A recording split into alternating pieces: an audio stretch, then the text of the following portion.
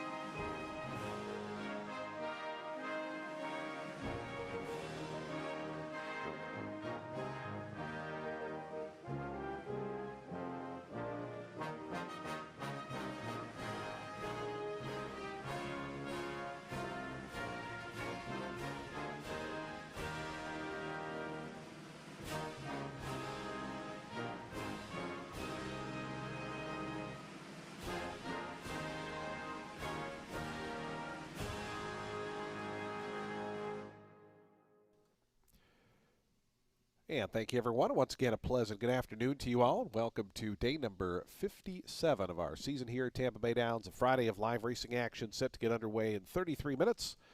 Let's take a look at those track conditions. The main track is fast. We did have some rain overnight, so the turf course currently listed as good. The turf course currently is good.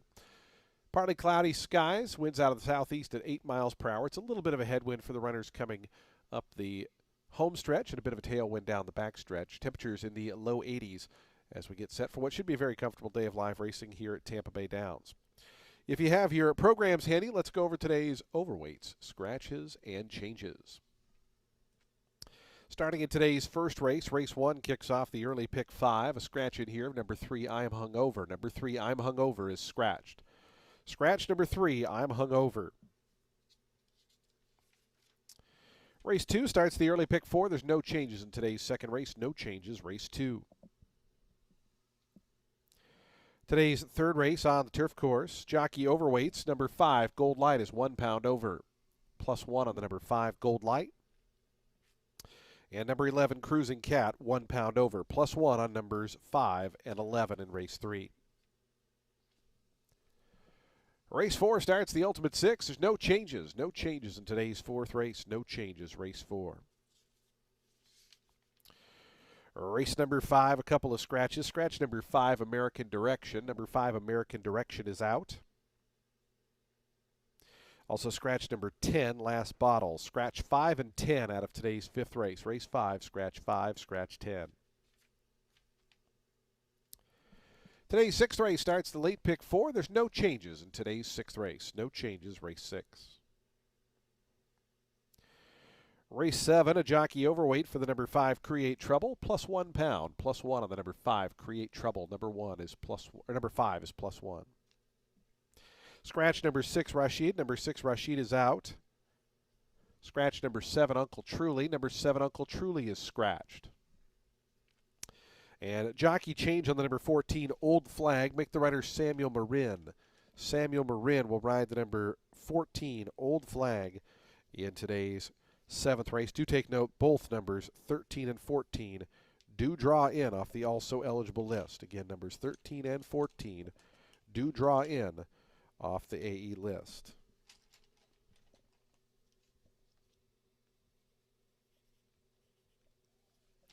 Today's 8th race, a jockey overweight on the number 2, Sebastian the First, +2 pounds. +2 on the number 2, Sebastian the First, in today's 8th race. 9th and final event, some jockey overweights. Number 3, Little Carly, is +2 pounds. +2 on the number 3, Little Carly. Number 6, Mi Bella Genio, is +2 pounds. +2 on the 6. Number 11, Goshaki. Goshaki's 2 pounds over, +2 on the 11. And finally, number 12, Special Affairs, 1 pound over, +1 on the number 12 in today's 9th and final. That race at 5.5 furlongs on the main track. Those are your updated overweight scratches and changes. Today's first post coming up in just 30 minutes. Again, the main track fast. The turf is good. The rail down at 0 feet today. Again, the turf course good after some light rain overnight. Our track handicapper, Ren Carruthers, will be coming up in about 10 minutes' time. Ren's on track for the next couple of days. She'll be giving analysis in the paddock area throughout the weekend. She'll have analysis and selections for all 9 of today's races. Don't forget, tomorrow is the big day, Festival Day. We'll have a great 12-race card getting underway at 12:15 tomorrow, featuring the Grade 3 S-Mark Tampa Bay Derby, the Grade 2 Hillsborough, the Challenger, and much, much more. Should be a great afternoon tomorrow. General admission tickets are still available. Visit TampaBayDowns.com for more information. But first up, a Friday. We're fast, we're good on the turf, and post time for the first of the early pick 5 in 29 minutes. Good luck today with all of your wagers here at beautiful Tampa Bay Downs.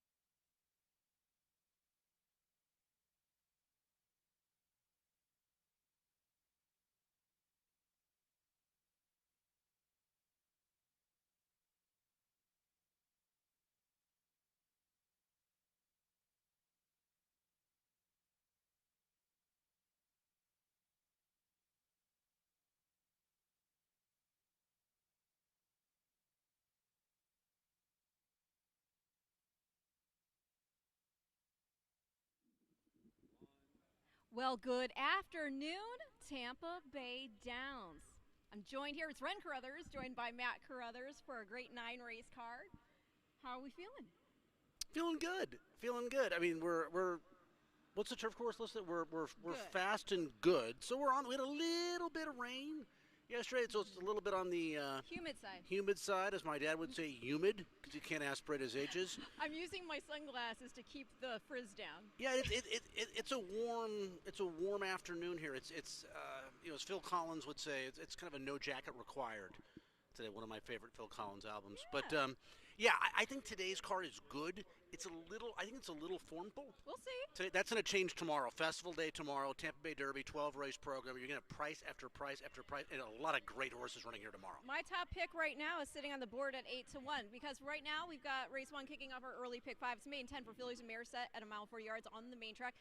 I'm going with the number 6 on top. That's Expectations for Terry Pompey, dropping it for 10 again after she finished a well-beaten ninth last out, going a mile off the turf. Now, in her defense, she had the far outside post. That was a main 16. She had a bad start from the blocks. Start before that, though, a main 10, she was beaten over 9 lengths there too, but that was just at 5.5 furlongs, and she veered into another horse out of the gate, which knocked her off stride and left her trailing. Her 2 dirt starts before coming to Tampa were encouraging, even if she was well beaten in those 2. The first one was on debut just at 6 furlongs, main special weight, finished 5th, 15 lengths beaten, but the winner was 7 3/4 lengths the better of second, so you do have to take that into consideration. And then next start on dirt, 5th, beaten 9, but not only was that a first off a layoff, not only was that a main 25, but that was a main 25 against the boys at Monmouth. So I'm thinking dropping for 10, going 2 turns on dirt, and with a weight allowance of 115, she could get it done this time. We like different 8-1 shots okay. in this race, and again, I am a little bit chalky today, but not here in the first race. I'll mention my second pick now, who I think will be favored, Carlina Starr, the one. Or if that's my second pick as well. Yeah. What's her price now? She's currently 5-2. She's 5-2. She's gonna be favored, her second choice in this race. She ran a good second her last time on dirt against better maiden 16s in this maiden 10 group, and lost to a horse from Maria Bowersock with kind of a perfect stalking trip. Buyer was 60. Par for this race is 45. I like the 2. She's coming out of race at the same level, but we're both really fast races at the maiden 10 level. I mentioned how par for these maiden 10s is 45.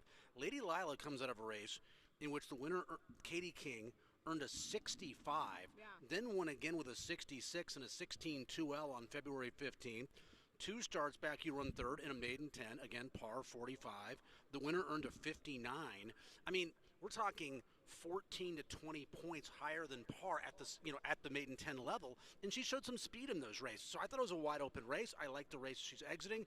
I like her kind of front end style. I know she's 0 for 18, but I'm getting a number right now at right around 8-1. Like you, Carlina Starr is on my radar. She is my second pick. The 7, Forget Tomorrow, trained by Richard Sullivan, who, by the way, I just found it today. We're birthday buddies. We had the same birthday. Yes. Yes. So. You, Richard Sullivan, and Paula Duca. Yes. Wow. What a great trio. And wow, no kidding. I think David Letterman as well, but I'm not 100% on that. Wow, really? Yeah. But Forget Tomorrow, he's got Michael Stipe on my birthday. All right. Yeah. He's got her entered. She was the runner-up in the December 10th race. Put in some other competitive efforts beyond that, too. Most recently got beat just a half length, going 8.5 furlongs here, dropped in for main 10 for the first time. Actually had the lead for a beat before Queen Diana came back on her in stretch for the score, and this was just on the 21st.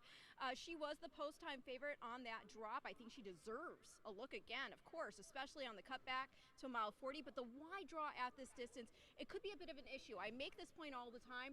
They break at a mile 40 here, and they basically go right into the turn. Yeah, and also she's not particularly fast early on. That's not her style, and there's not a ton of pace in this race. I mean, Lady Lila, if she goes right to the lead in this race, I'd be fine with that. Get the lead, take the inside, and slow things down in the front end. I can't envision the pace being overly warm in this race. So I'm thinking, yeah, it is. So I'm thinking a wire-to-wire win is how Lady Lila gets the job done here in the first race. So 2-1-7 for me. So kind of chalky underneath, but a price on top. I'm going 6-1-7 to start the day and the early pick 5.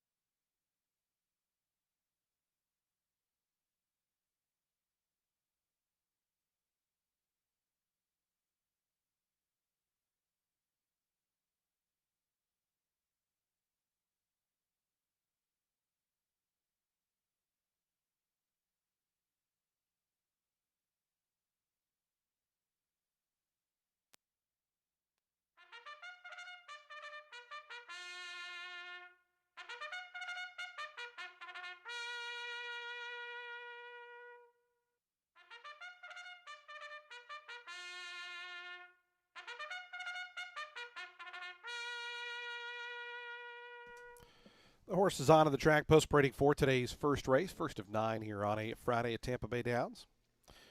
Field of 7 set to go a mile and 40 yards. It's a $10,000 down to $8,000 maiden claiming event. Scratch number 3, I'm hung over. Number 3 is scratched. Field of 7 remain in. Race 1 offers daily double, exact, the trifecta, superfecta, and pick 3 wagering. We have a super high 5, and we start the early pick 5. That pool already over $40,000. Still got 6 minutes to post time, 6 minutes.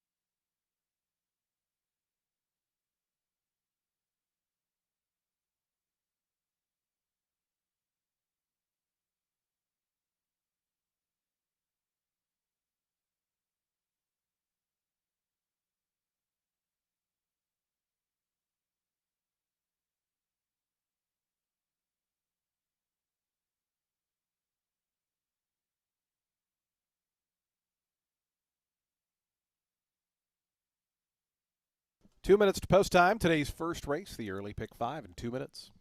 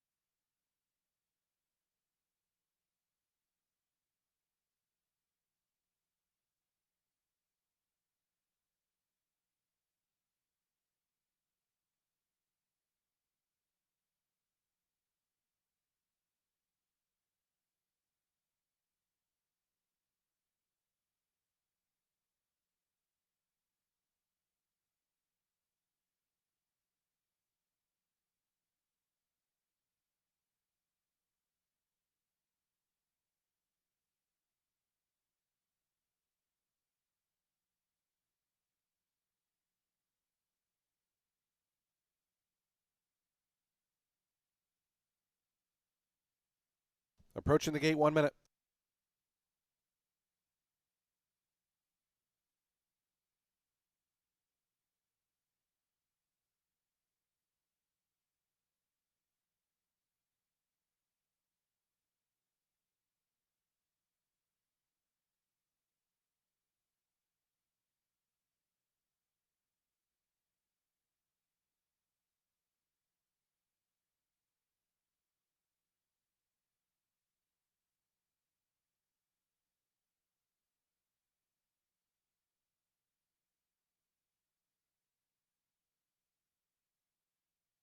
And the horses have reached the gate. It's post time. They're lining up now for today's first. Start of the early pick 5 here. Field of 7 set to go 1 mile and 40 yards on this fast main track. 7-5 favorite number 7, Forget Tomorrow. Here's Carlina Star. Jose Batista moving up. Lady Lila in the pink and lime dots of MPK stable. Sarah Hess on board. Lady Lila right now at 8-1. 7-5, both numbers 1 and 7, so co-favorites now. That last click as Gamby moves forward. Skylar Spenabel for James Alessi. Here's New Sensation, Kleiner Mejias.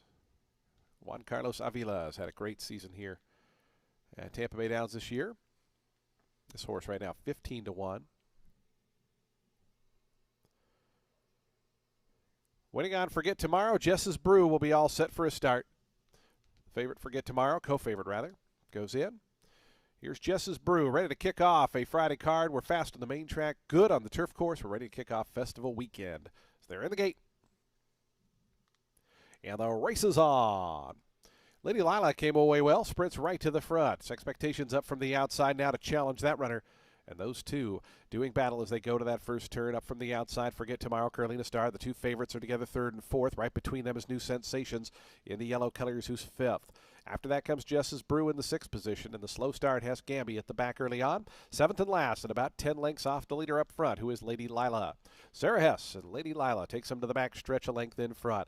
Of Expectations pressing closer now, Forget Tomorrow on the outside, and those three now lining up on the front end as the opening quarter just 24.85 seconds. So not a ton of pace on out there as they're a length and a half in front. Of Carlina Star, who's in the 4th position. New Sensations moves right to that one's outside. Then comes Gamby, who's out of last. Jess's Brew is now the trailer as Lady Lila's back in front. Lady Lila now once again bumps that margin to 3/4 of a length. Past the half-mile pole, it's Lady Lila. The opening half, 49.77 seconds. Lady Lila to the far turn. The lead's a half. Expectations pushing a little bit closer. Pushed along to go after them is Forget Tomorrow, who's a length and a half behind and 3 deep. It's 2 more then back to Carlina Star, who's also pushed along. Gamby trying to move through to that one's inside, and New Sensations. But up front, Expectations takes over. Expectations to the quarter pole, a length in front of Lady Lila. Both the two favorites are having to work overtime here. Gamby's moving through down to the inside of Forget Tomorrow as Expectations brings him to the top of the lane. Lady Lila, Forget Tomorrow, trying to get in gear. Jess's Brew is trying to run on from the outside of Carlina Star, also getting in gear as they have just over a 16th to go. Now in front is Forget Tomorrow. Expectations tries to battle on down the outside. Jess's Brew, Forget Tomorrow. Jess's Brew and down to the inside. Expectations, Forget Tomorrow wins it. Jess's Brew looked to get up for second over Expectations. Then came Gamby and Carlina Star.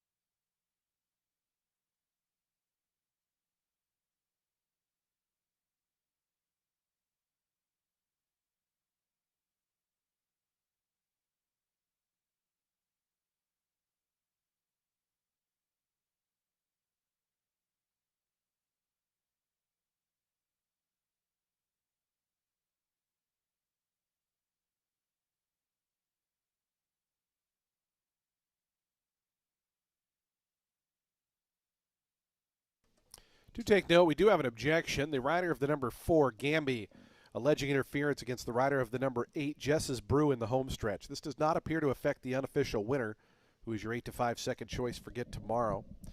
Again, an objection, 4 against 8, alleging interference in the home stretch. Please hold all tickets. 7, 8, 6, 4, and 1, but an objection.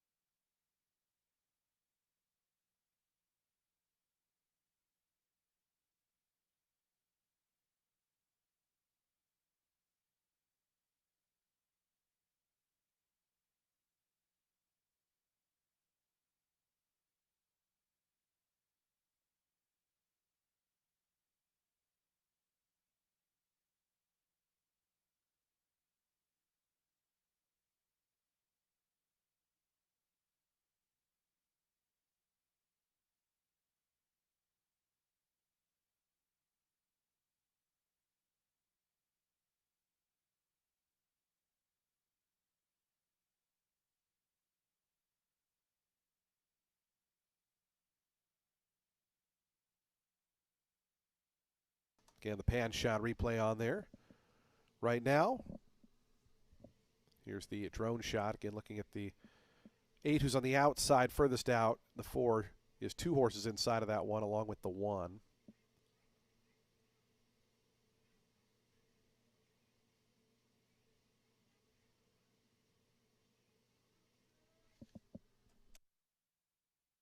Into the winner's circle goes Forget Tomorrow.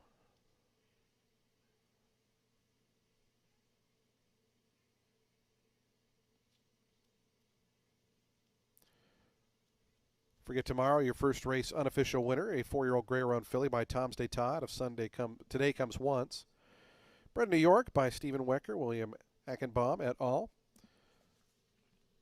LBR Racing Stable and Joel David Sandstrom are the winning owners. Richard Silliman, the winning trainer. Daniel Centeno aboard for the winning ride. Again, results unofficial. This race pending an objection here. 4 against 8 in the home stretch. Please hold all tickets. Again, the 8 with the pink cap, yellow sleeves. The 4 with the yellow cap, blue and yellow sleeves.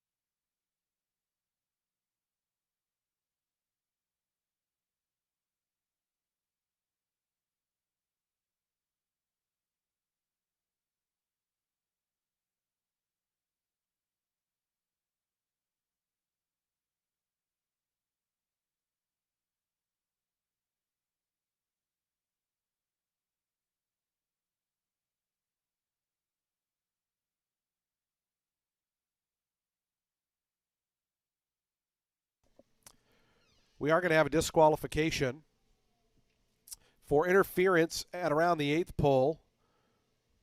Number 8, Jess's Brew, has been disqualified from 2nd and placed 4th behind the number 4, Gamby, for interference against that runner.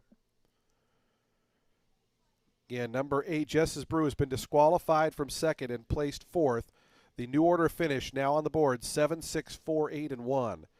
Again, for interference against the number 4, Gamby. Number 8, Jess's Brew, has been disqualified from second and placed fourth. So new order finish on the board has now gone official. We will have replays of the disqualification coming up here in just a few moments after prices. 540 on the win, the exacta 1990, trifecta 119.40. Dime Super $189.65. The high five $6,565.40. Today's second race in 19 minutes, race 2. Starts the early pick 4. No changes in the upcoming second race. There's 6 furlongs. Post time coming up for the early pick 4 and race 2 in 19 minutes.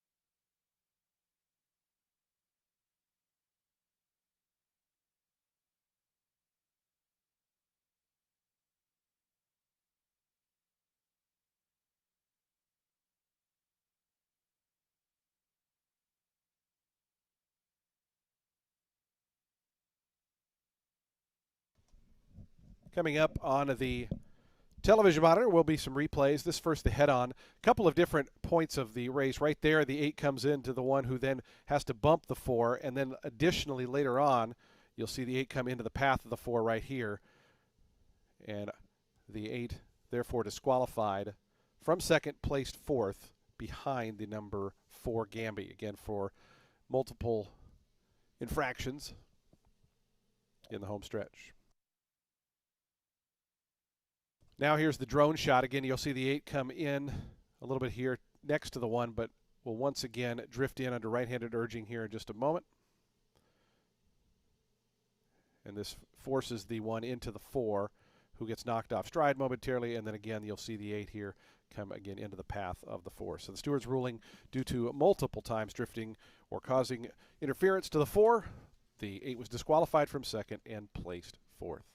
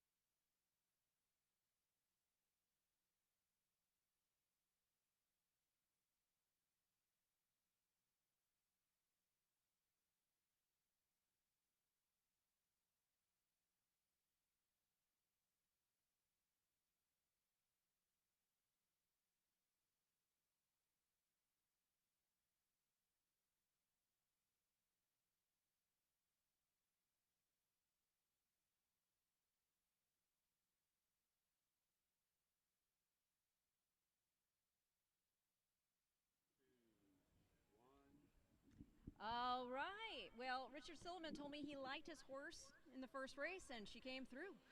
Yeah, well done. Yeah, you talked to him, I don't know, 15 minutes before the first race. Like my horse, and even though the price wasn't great at 8-5, wasn't favored. Yeah. 8-5, second choice in race number 1 because Carolina's Star was crushed late. Went up as a 4-5 favorite, the 1. All right, race 2 is going to kick off our early pick fours for 3-year-olds, which is started for a claiming price of $25,000 or less, or an optional claiming price of $25,000. They'll be going 6 furlongs on the main track. I just don't think anyone is as fast as the number 1 Valdero in here. He won that main 16 in a first off the layoff, second career start. Got claimed by Marcus Vitale out of there. First time Lasix, and boy, just crushed last out to draw away to a 7-length score. Yeah, it was a 16 claimer, but those fractions, they were legit with the rail and a good start today. I think he gets out there and plays Catch Me If You Can. You could be correct. I put him second in this race. He's won 2 in a row. He's 2 for 2 at Tampa.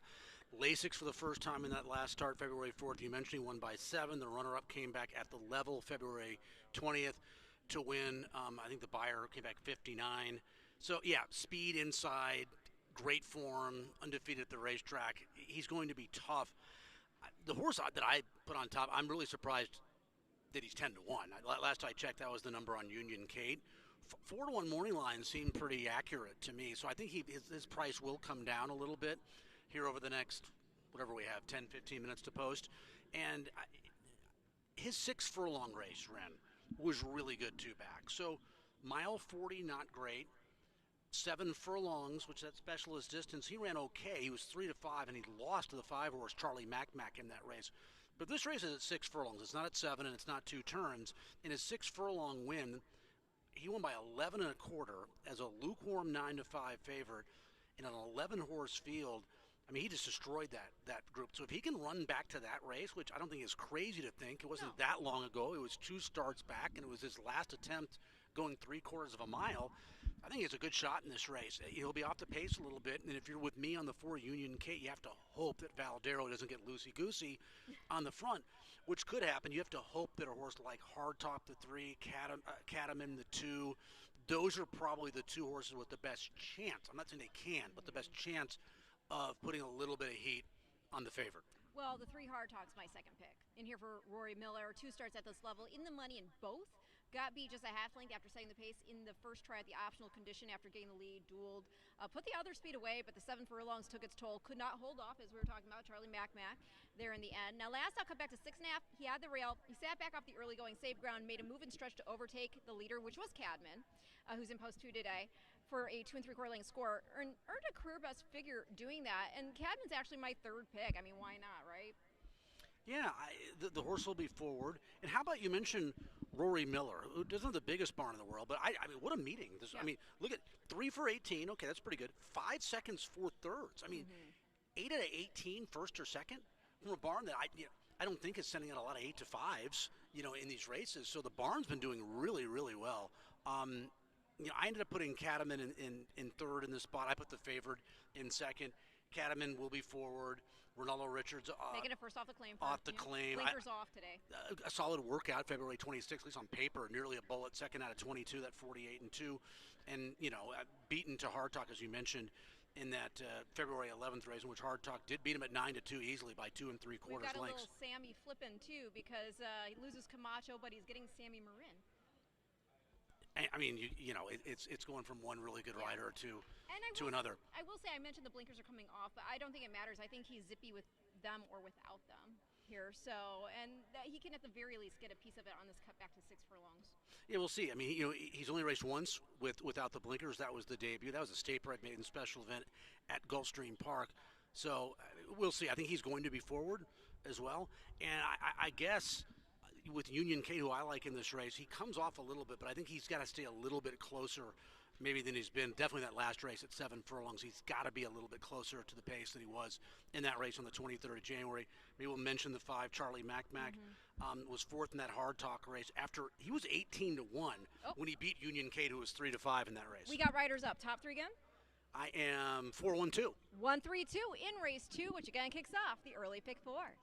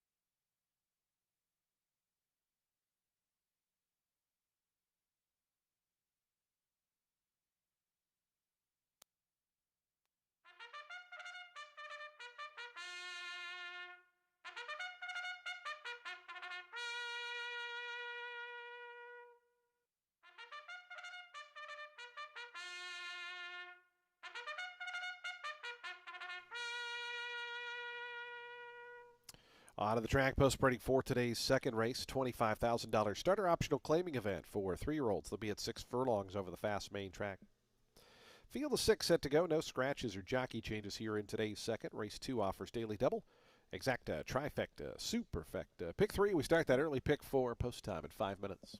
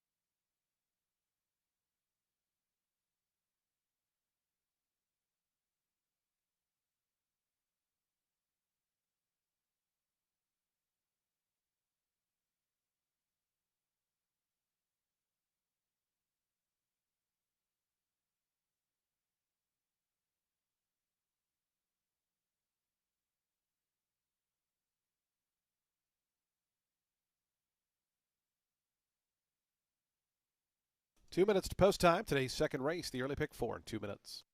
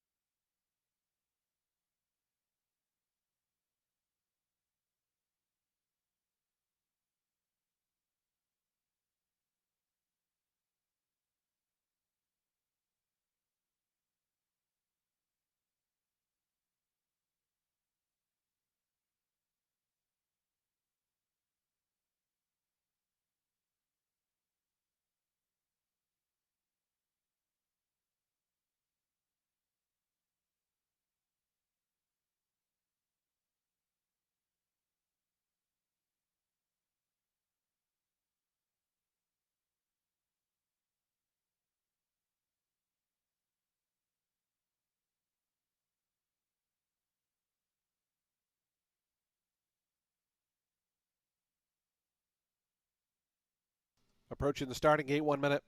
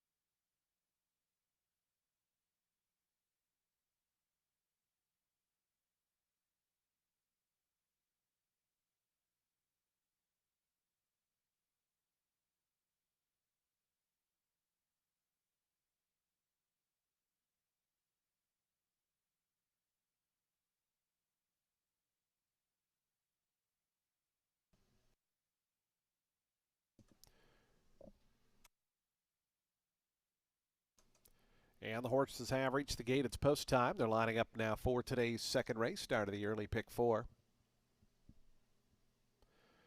Field of 6 set to go the 6 furlongs here. Your favorite even money at number 1, Valdero.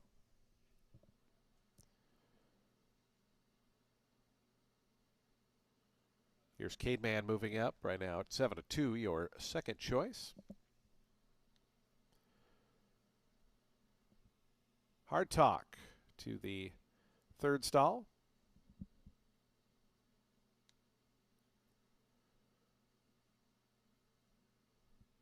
Here's Union Kate. Final 2 are going to be Charlie Mac and Win Winnie Win. Will be all set for a start. Today's second race, the early pick 4 on this Friday. Festival Day Eve. Of course, the big day coming up tomorrow. We hope you'll make plans to join us.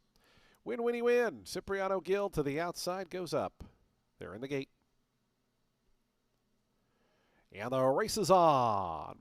And rearing up at the start, came away about 12 or 13 lengths behind, was the favorite, Valdero. Valdero is easily 12 or 13 lengths behind the rest of the pack. Cademan got off to a very good beginning. Charlie Mac away a half length back in second. Then comes Win Winnie Win third to the far outside. Up the inside, Hard Talk is fourth. It's another length then back to Union Kate. Those top 5 still about 15 in front of Valdero at the back. So they have 3.5 furlongs left to go. And it's Cademan, 22.58 seconds. The opening quarter mile leads him around the 3/8 pole in front 3/4 of a length. Win Winnie Win moves up to the outside of Charlie Mac. Union Kate starting to get underway. Down to the inside, Hard Talk. They're well bunched to that top group. It's about 7 or 8 more back to Valdero, who's now within range, still a ways back, and it'll be a huge start to overcome that trouble as they come around to the top of the stretch. Cademan, 4 challengers lined up in behind. Out wide, Union Kate coming with a sweeping move. Charlie Mac's in between horses. Down at the inside, Hard Talk. Another length back to Win Winnie Win. Valdero still plugging away down the outside. Cademan's the leader at the 16th pole. It's Cademan by 2. On the outside, Union Kate trying to close that gap. Cademan, Union Kate surging as they come to the line. Cademan, Union Kate. Cademan held on. Union Kate was second. Third went to Hard Talk. After that was Charlie Mac, Win Winnie Win, and Valdero after the bad start finished last.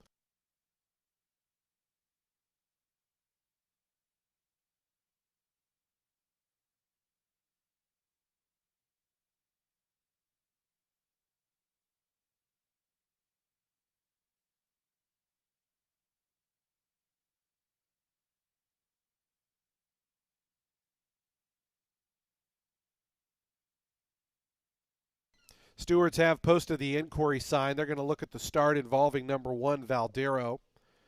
Again, the stewards posting the inquiry sign looking at the start of today's second race involving the number 1, Valdero. Stewards inquiry into the start of today's second.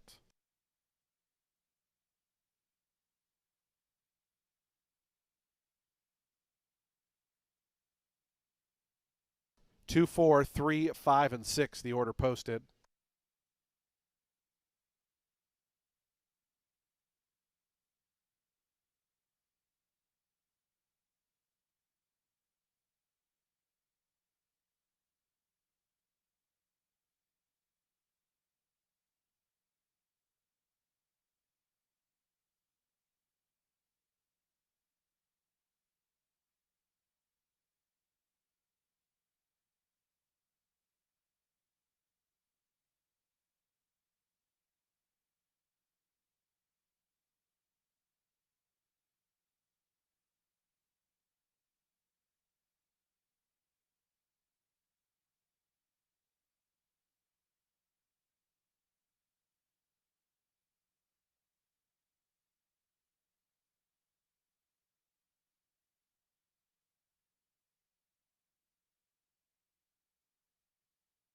Again, the stewards reviewing the start here of today's second race, looking at the 1 Valdero. Stewards inquiry in progress. Please hold all tickets.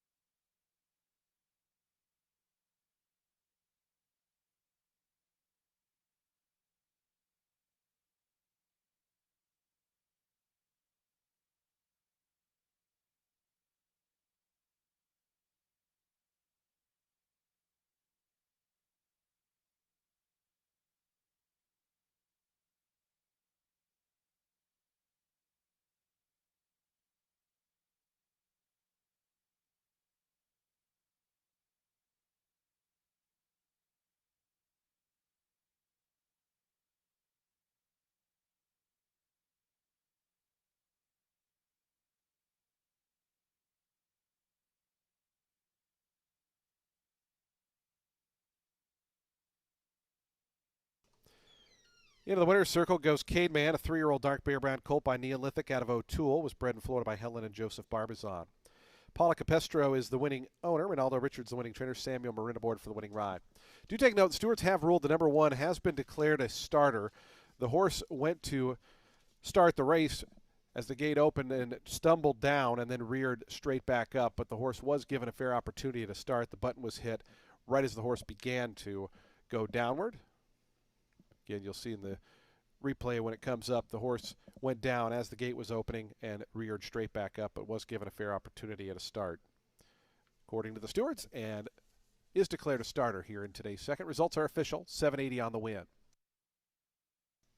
The exacta 15.10, trifecta 25.95, dime super $13.84. Daily double $10.90. Today's third race is coming up next on turf. It's a maiden special weight event, field of 11 at a mile. Numbers 5 and 11 are both plus 1 pound, plus 1 on the 5 and 11. Post time for today's third, 23 minutes.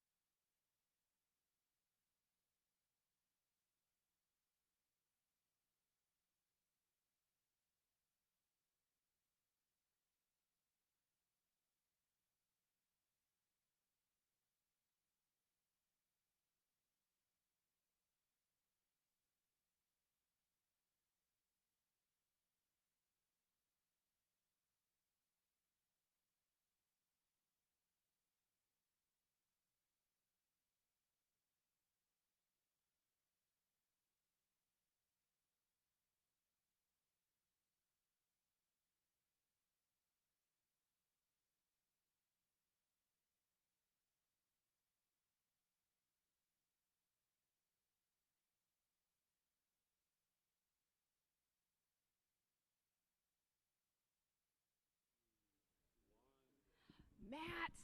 Yes. Okay, your 4 ran really great to get second.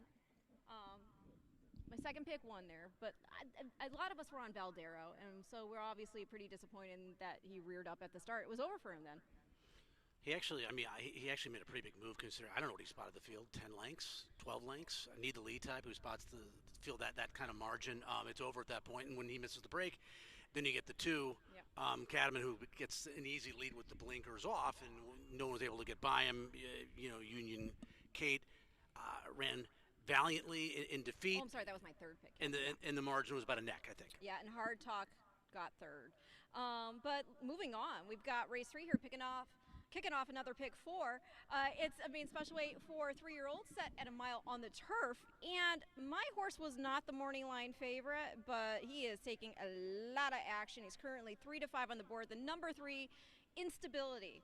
This is a first-time starter for Chad Brown, who also has another horse in the race we'll talk about. He could very well finish 1-2 here. It could. It could be a Brown Exacta. Yeah. This is a son of Lope de Vega, out of turf sprinter Miss Katie May, whose wins include the Alley Wow Stakes. She was also Group 3 placed. And this boy is a half-brother to Miss Carol Ann, who was a debut winner at Newmarket, and went on to run second in the Violet Stakes for Motion. First stateside start for him, she got beat 2.5 lengths in the Grade 3 Pebbles, running 6th. But that's a horse who consistently put up figures in the 80s. Mom's a half-sister to Summer Hand by Lope de Vega, a Group 3 winner. And the family further includes stars, wind in her hair, so you know what that means. It also includes her champion son and sire, Deep Impact. That is exquisite pedigree. Well, that's exquisite information too. Yeah, I mean, one of the all-time greats, Deep Impact. The thing about Chad Brown's amazing is he wins at a 35% clip. In many races, he can only win at a 50% clip because he has multiple horses in a race, right? So he had the win, but he lost with his other horse, right? So he's 1 for 2. I mean, especially these turf races in New York, he'll have 3-4 horses in a race, and he's still winning at a 30% clip. It's absolutely stunning to me that he can do that. Yeah, I mean, you mentioned the pedigree, and the one thing the pedigree all has in common, too, is turf route. Yeah. Right? So it makes all the sense in the world to debut going 2 turns on grass.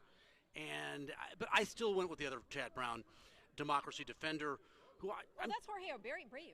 Nope. Oh, I'm sorry. Yeah, Jorge Abreu, the 9. Yeah. There's no Brown Exacta here. Right, that's my fault. Who was former assistant to Chad Brown. Yes. I believe. That is accurate. I believe. Sorry, Jorge. Democracy Defender, who one start, looked like a winner, got nabbed late, lost by a neck. That was at Gulfstream on the 25th of January. That was going to 2-turn 7.5 on turf. And the winner, Vassy, out of that race, came back to win the Colonel Liam in his next start. So you run a really good second in your debut. It's a 10-horse field. It's kind of a blanket finish in that race, and the horse who beat you by a neck wins the stake next start. And so with that race under his belt for Jorge Abreu. Who also trained the mom, by the way. Oh, we did? Yeah. Okay, Jody's. I did not know that. She had 2 wins from 2 starts against New York Bread Company. The Chad Brown angle still applies. It's does. Not to this race. And he also, Jorge Abreu, also trained Jody's Pride, the full sister. And then the long shot in this race. I put the 9 on top. I put the 1 in second. Okay. Neil Zapper. This horse is just speed. I like speed on this turf course. I don't see a lot of it in this race. I can't imagine that Instability is all that fast. One start for Democracy Defender wasn't that quick. This race could be, the pace could be relatively slow in my opinion. And Neil Zapper's a horse coming out of sprint races, stretching out. And the turf races are obviously better than the dirt races. And the last start on grass for this horse, I know it was last August. You're in second at Gulfstream in a maiden special event there, going 5/8 and showing speed in that race. I think at a mile, he's the horse that'll probably be on the front end early. Well, I went as my third pick, the 5 Gold Light for Juanavila. I think, if the glare is not messing up my vision, I think he's currently 9-1. But this horse, 2 good starts here, both dirt sprints. Last out with the blinkers going 7 furlongs, dueled with Ramajay, but couldn't get by. And then Hulkamania came rolling for a 4-length score for Whit Beckman. He's running in the Tampa Bay Derby tomorrow. And I love the move to grass here and the stretch to a mile. Frosted Babies, they run on everything. And then this boy is out of a Cantheros mare whose granny is by Chines Causeway, and the female family has produced the likes of multiple Chilean champions and Derby winners. Cristotemo, Safalu, Chilean Oaks winner and champion grass mare, Crystalline, Crystal House, another champion 3-year-old filly, and an Oaks winner there in Chile, crystal clear. So you get the idea. This horse should love grass and 2 turns. Yeah, I'm not going to, I mean, the pedigree you've gone through for this race is extraordinary. I did not dive into that. When I'm working with Ren, why would I dive into pedigree to that extent, right? I don't need to. So in the end, to me, it's Democracy Defender. I think it's a big edge for this horse over Instability. Obviously, having that one race where Instability even if you have the pedigree, debuting 2 turns in a tough field like this, not an easy assignment. I will say Instability, who just walked by, he's a little too relaxed right now, if you know what I'm saying, with some of these Look at my iPad. These colts. Temperature needs to cool down before you can use it again. Down. Oh, no. Yeah. iPad issues. No. Instability's tucked back up, so we're good now. But I'm not going to turn this off. Okay. Sorry, his iPad is cooked in the heat. What is the temperature right now? It's got to be 80-something. I don't know. What a sensitive thing, though. Of course, this is the last time I'm using this iPad. Well, tomorrow is. I need a new one badly. Temperature right now, I think it's mid. It says Matt, you're missing so much right now. It says 85. I am. You are missing so much right now. I always am. So for the horse people out there, I'm not going to get too specific, but the 3 Instability, he was feeling very relaxed. Oh, okay, I get it. He's a stud colt, so when they get very relaxed, certain things hang out. And he was hanging out a little too much, so they've made sure that he knows it's time to get to business. He got a little cool down with some water. I think we're good to go. But it has nothing to do with my iPad. It has nothing to do with your iPad. Okay, not we working. Could splash okay. that down, but I think that will short it. But as far as your top 3, can we revisit that? I can't remember. 9-1. It's on the screen. I'm 9-1-3. I think 3-9-5 for me here in race 3, which again kicks off our next pick 4.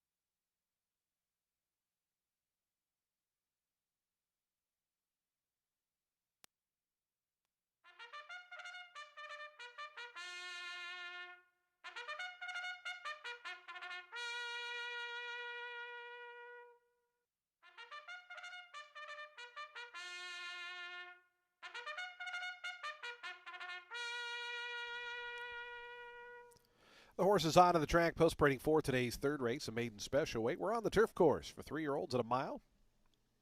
Turf is good. The rail at 0 feet. Again, Tommy's Turf good this afternoon. Field of 11 set to go. Number 5 is +1. Number 11 is +1. Race 3 offers daily double, exacta, trifecta, and superfecta wagering. We have a super high 5, a pick 3. We start the middle pick 4. Post time for today's third race in 6 minutes.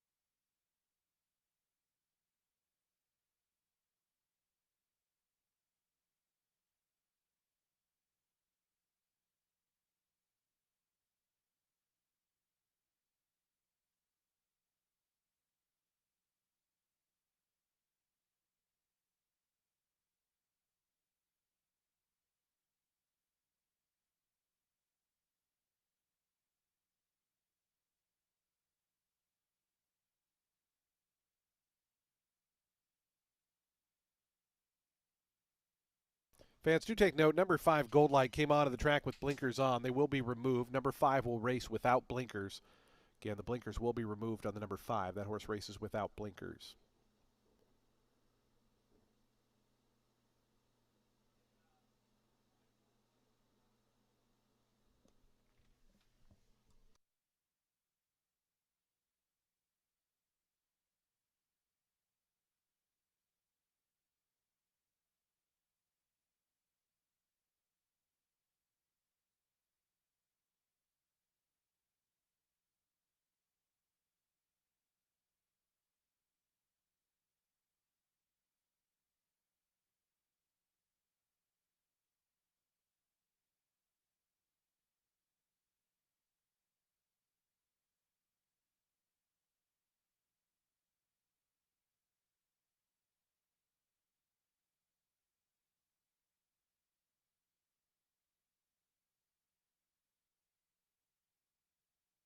Two minutes to post time. Today's third race, 2 minutes out.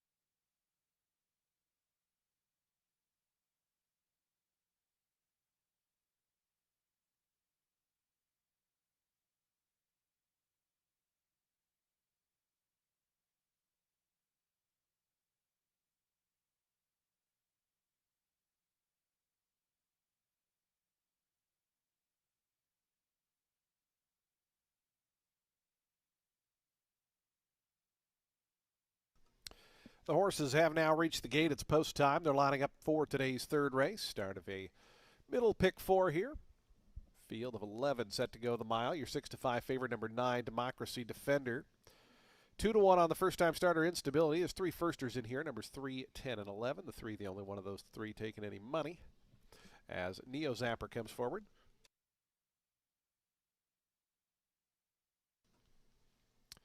Richard Mitchell and Neo Zapper going in. Here's Party Boy in the Jack Cannon fuchsia colors. Israel Rodriguez to gate 6. Undertaker moving up. Here's Beach Beamer.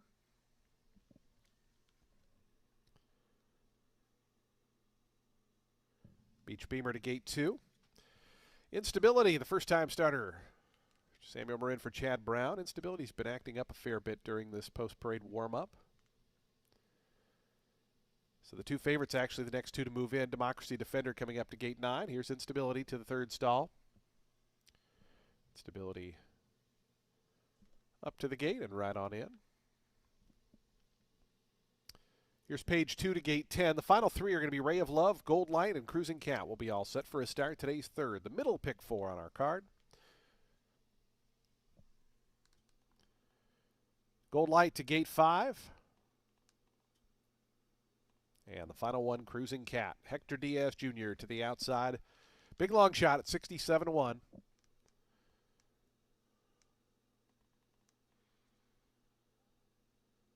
Goes in. They're in the gate. Rearing up there is Ray of Love. Settles back down.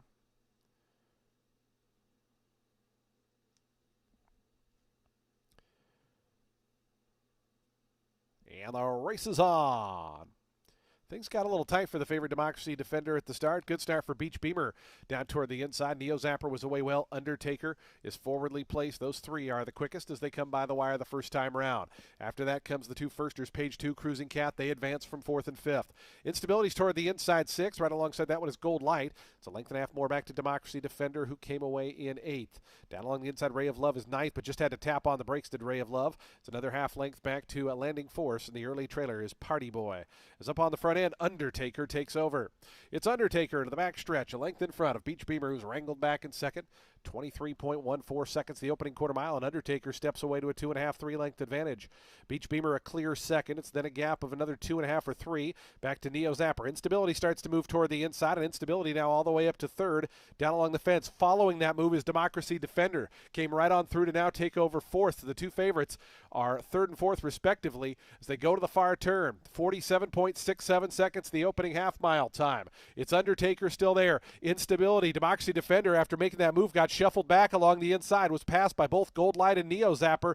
Undertaker around to the quarter pole. The lead's a length. Instability chases that one from second. Then comes Neo Zapper. Gold Light wheeling to the outside. Democracy Defender, Landing Force, also trying to move up on the far outside as Instability takes over. It's Instability to the 8th pole. Suddenly 3.5 in front. Down the outside, Democracy Defender trying to run up into second with Neo Zapper at the 16th pole. Instability still there. Still a 4-length lead. Democracy Defender, Neo Zapper, Gold Light all chasing. Instability got the trip and got the win by 4.5, 5 in the end.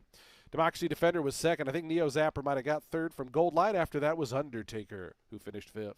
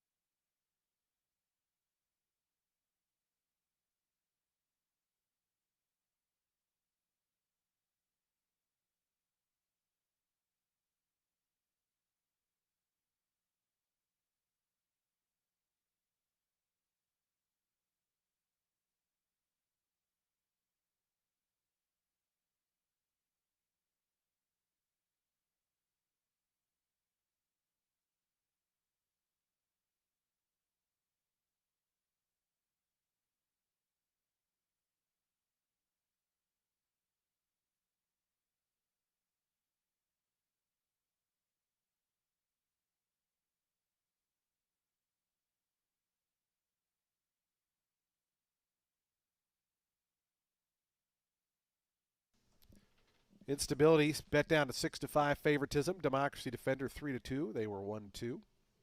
Photo for third goes to the number 1 Neo Zapper. Over the 5 Gold Light, fifth number 7 Undertaker. 39157. Odd numbers on the tote board here at today's third. 138.28 the final time.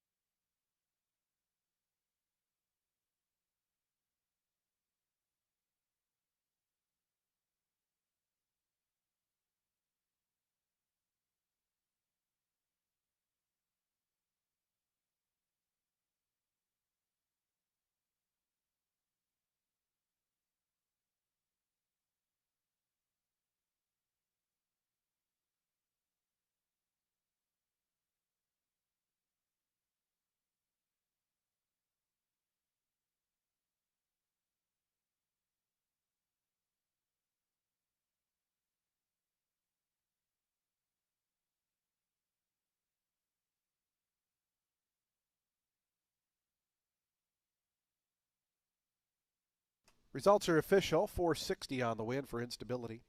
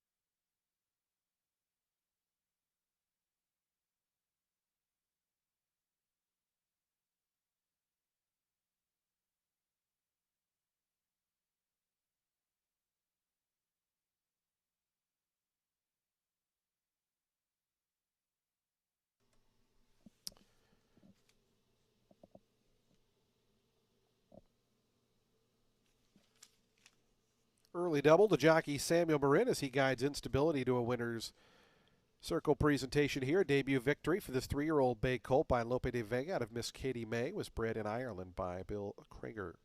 Klarovich Stables, the winning owners. Chad Brown, the winning trainer. Samuel Marin aboard for the winning score. 2 on the day for Samuel's Instability. Victorious here in today's third event.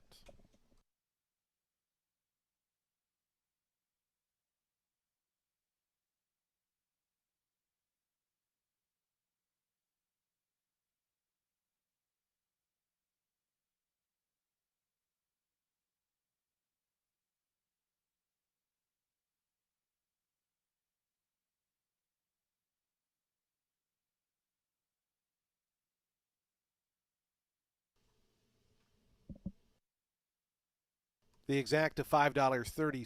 Trifecta $11.45. Dime Super $8.18.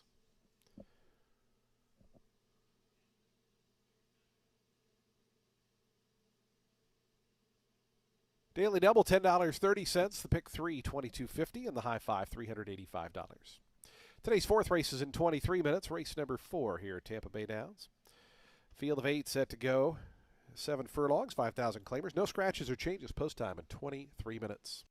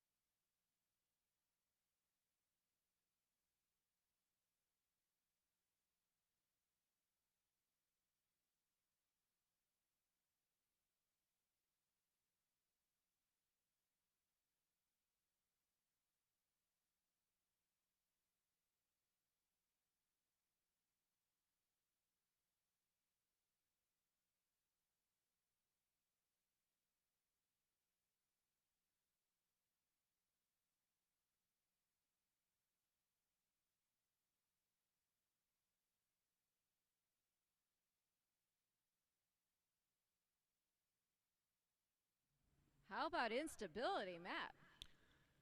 That was impressive. That was very impressive. I mean, that was a good field of maiden special runners, and I mean, you don't see too many wins like that on the grass by that margin. That was really, really good. And not getting into specifics, he was acting a bit studdish in the paddock before the race. So the fact that he got his mind to business, I mean, again, that was very impressive. And just another instance where we saw pedigree really come through, just to reiterate, from the family of Deep Impact. You've got to love that. Yeah, we were talking to a horseman gentleman a couple minutes ago, and he was saying, you know, he was reminding at least me, you know, Lope de Vega, Carl Spackler, who obviously ended up being a multiple Grade 1 winner. So instability is a ways to go, but I think you'll see this horse off of that performance. He'll be in a stake race in his next start. I'll never forget that debut for a number of reasons. But let's go move ahead to race 4. It's going to kick off the Ultimate 6, and it's a 5-claimer for for fillies and mares 4 years old and up, which have not won 2 races since September 6th. They're going to be going 7 furlongs on the main track. And I'm on the number 1 here. You just told me that you are as well, so we agree on top pick. Killy Start, the reason I like her, she's making a first start for the barn of Michael Simone. This is after failing to show up last out at Parks, going 6.5 furlongs in that 7,500 N1X. Some horses, just for whatever reason, don't run their race at Parks. That was a second off the layoff. She had previously gotten beat just 3 lengths at Charlestown in allowance N1X, and that was a first off the layoff, first start for yet another barn. Before the time away, she actually won 3 starts in a row. 20-claimer at Saratoga, then dropped in for 12.5, another 7-furlong sprint there by 3 1/4 lengths.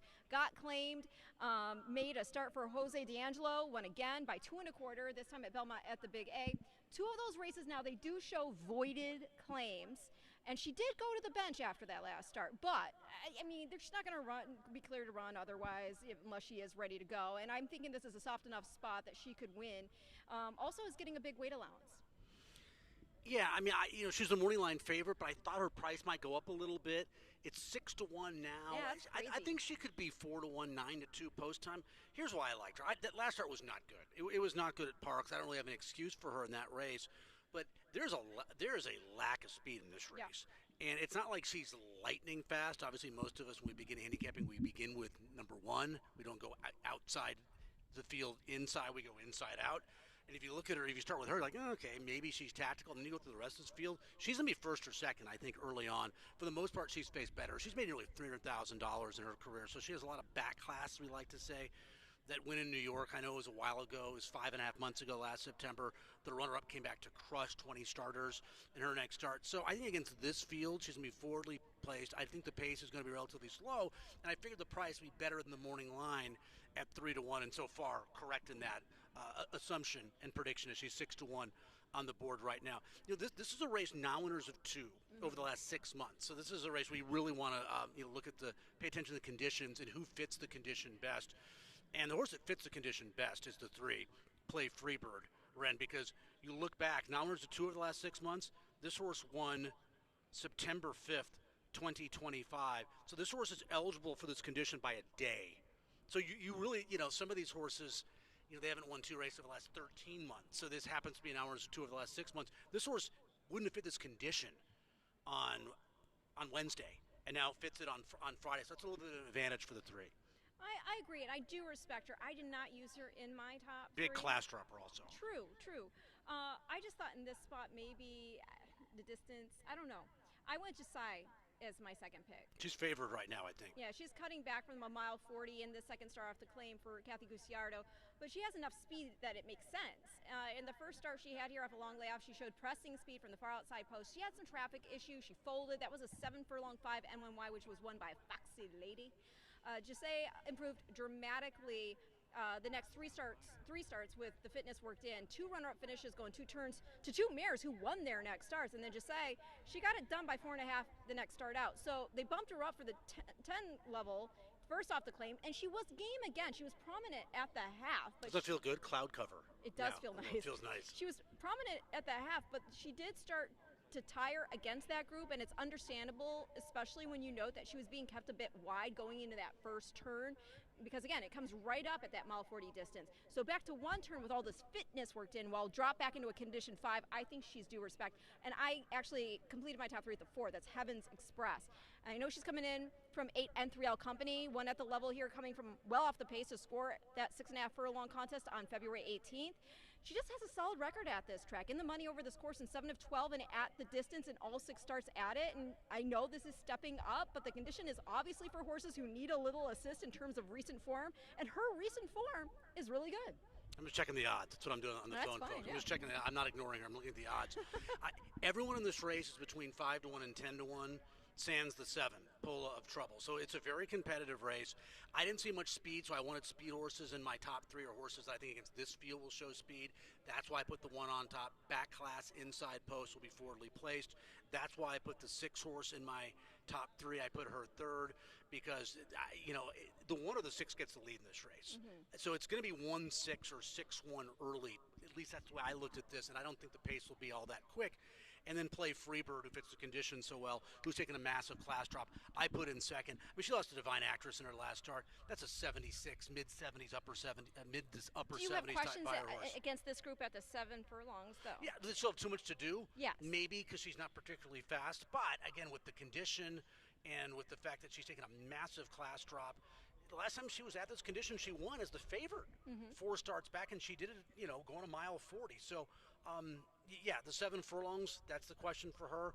But what she's done at this condition, the horses she's faced of late, Castagna, a couple starts back. That's a back-to-back 69 that's a nice mare. Buyer horse. So 136, and I think her price is okay right now.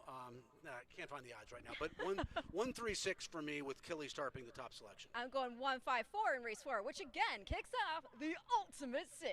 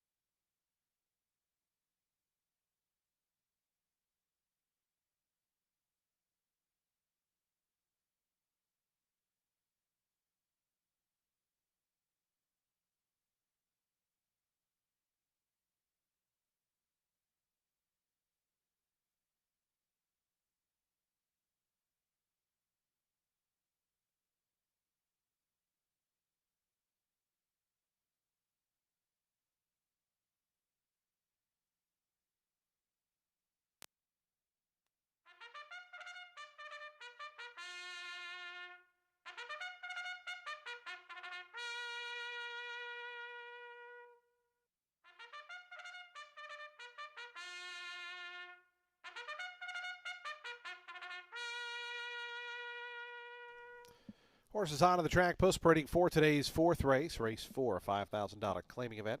For fillies and mares, 4-year-olds and upward, they'll be at 7 furlongs on the fast main track. Field of 8 set to go postward here.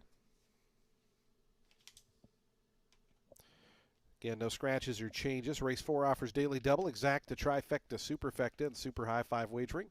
We have a pick 3 starting, and we have the ultimate 6 getting underway. 9,359. The jackpot carryover post time for the 4th in 7 minutes.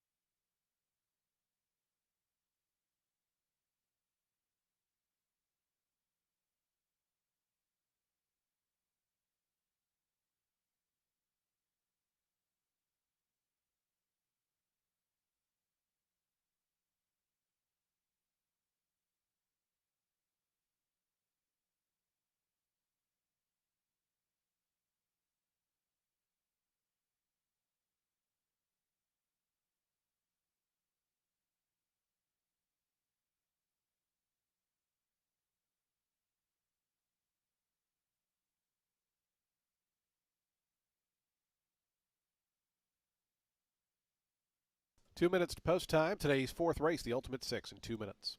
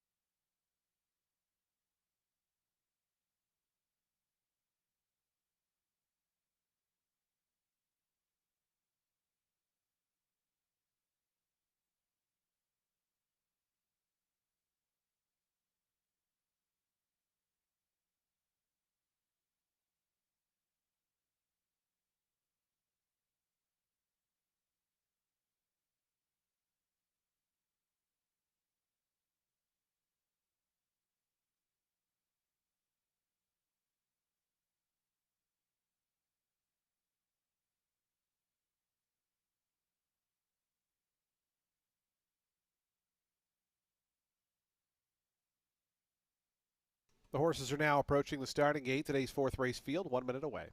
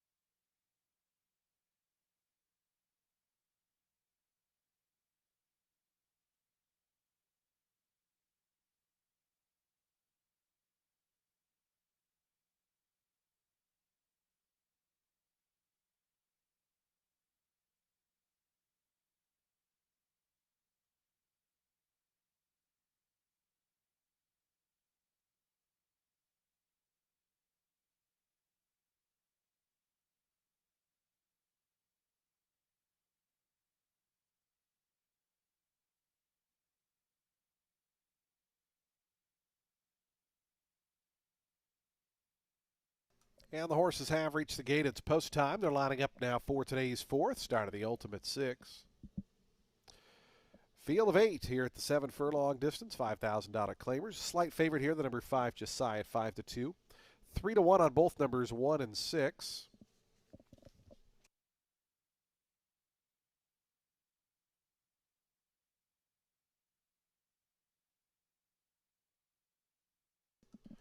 As Killy Start goes in, here's Olga to gate 2.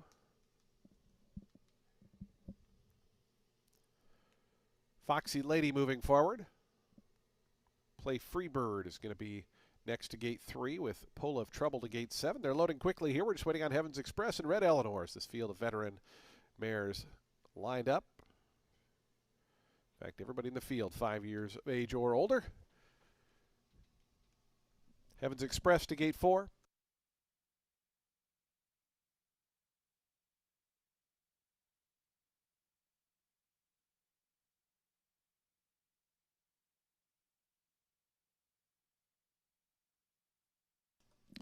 The final one to join, Red Eleanor, will be all set for a start. Red Eleanor coming up. They're in the gate.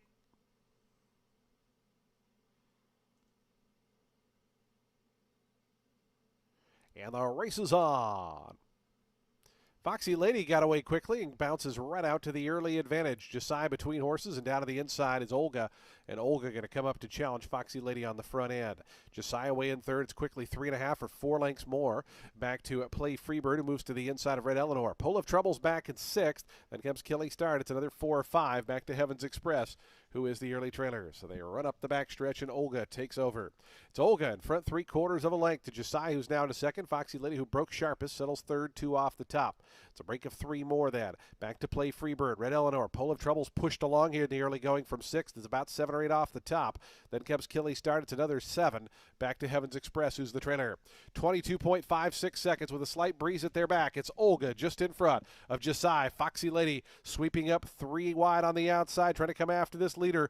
Olga, who brings him around to the quarter pole. Foxy Lady on the far outside, coming up to near level terms. Josiah is right there, 3.5 more. Then back to Play Freebird and Red Eleanor. As Olga's still there, Foxy Lady says, "Here I come, coming to get you" on the outside, and it's Foxy Lady who goes to the front. Battling on is Olga, down to the inside, Play Freebird. Final furlong time now. Foxy Lady is still there. It's Foxy Lady 3/4 in front of Olga. Then comes Red Eleanor, Play Freebird, Josiah, and all the rest. Foxy Lady and Sunny Leone. Foxy Lady wins it at 9-2 by 2. Olga was second, Red Eleanor third, Play Freebird fourth, and fifth looked like Pole of Trouble.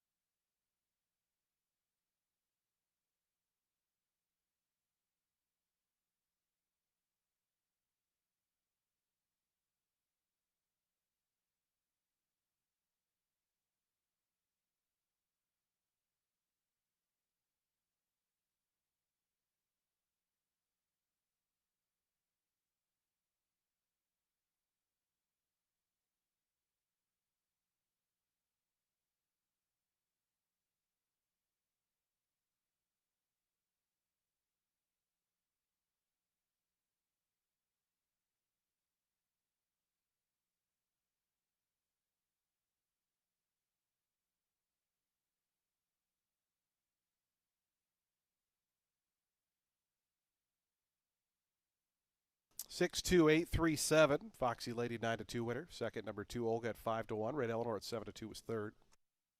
123.89 the final time.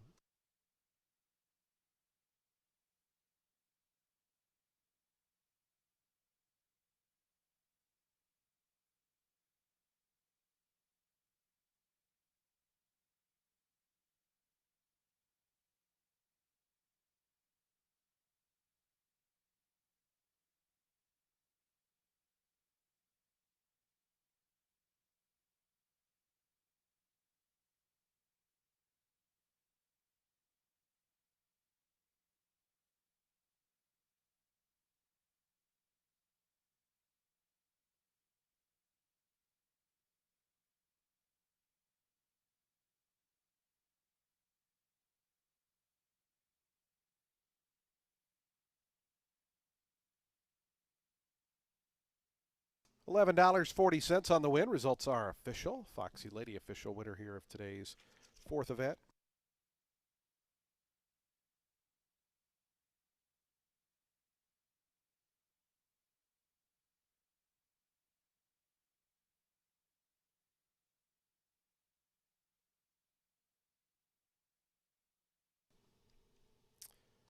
Foxy Lady to the winner's circle for the 10th time in her career.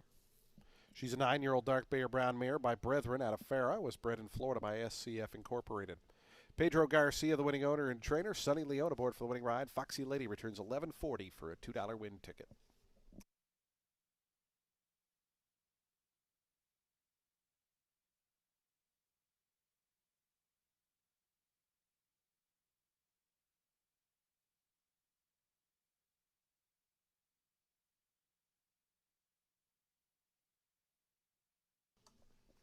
The exact of $48.20, trifecta $84.15, the 10-cent super $88.24. Daily double $23.50, the pick three $48.45, and the high five for $3,819.20. Today's fifth race is 23 minutes away. We'll start the late pick 5 in race 5. We're back on the turf course at a mile out of the home stretch starting point. Scratch numbers 5 and 10. 5 and 10 are both scratched. A field of 9 set to go here. Post time for the fifth. 23 minutes out.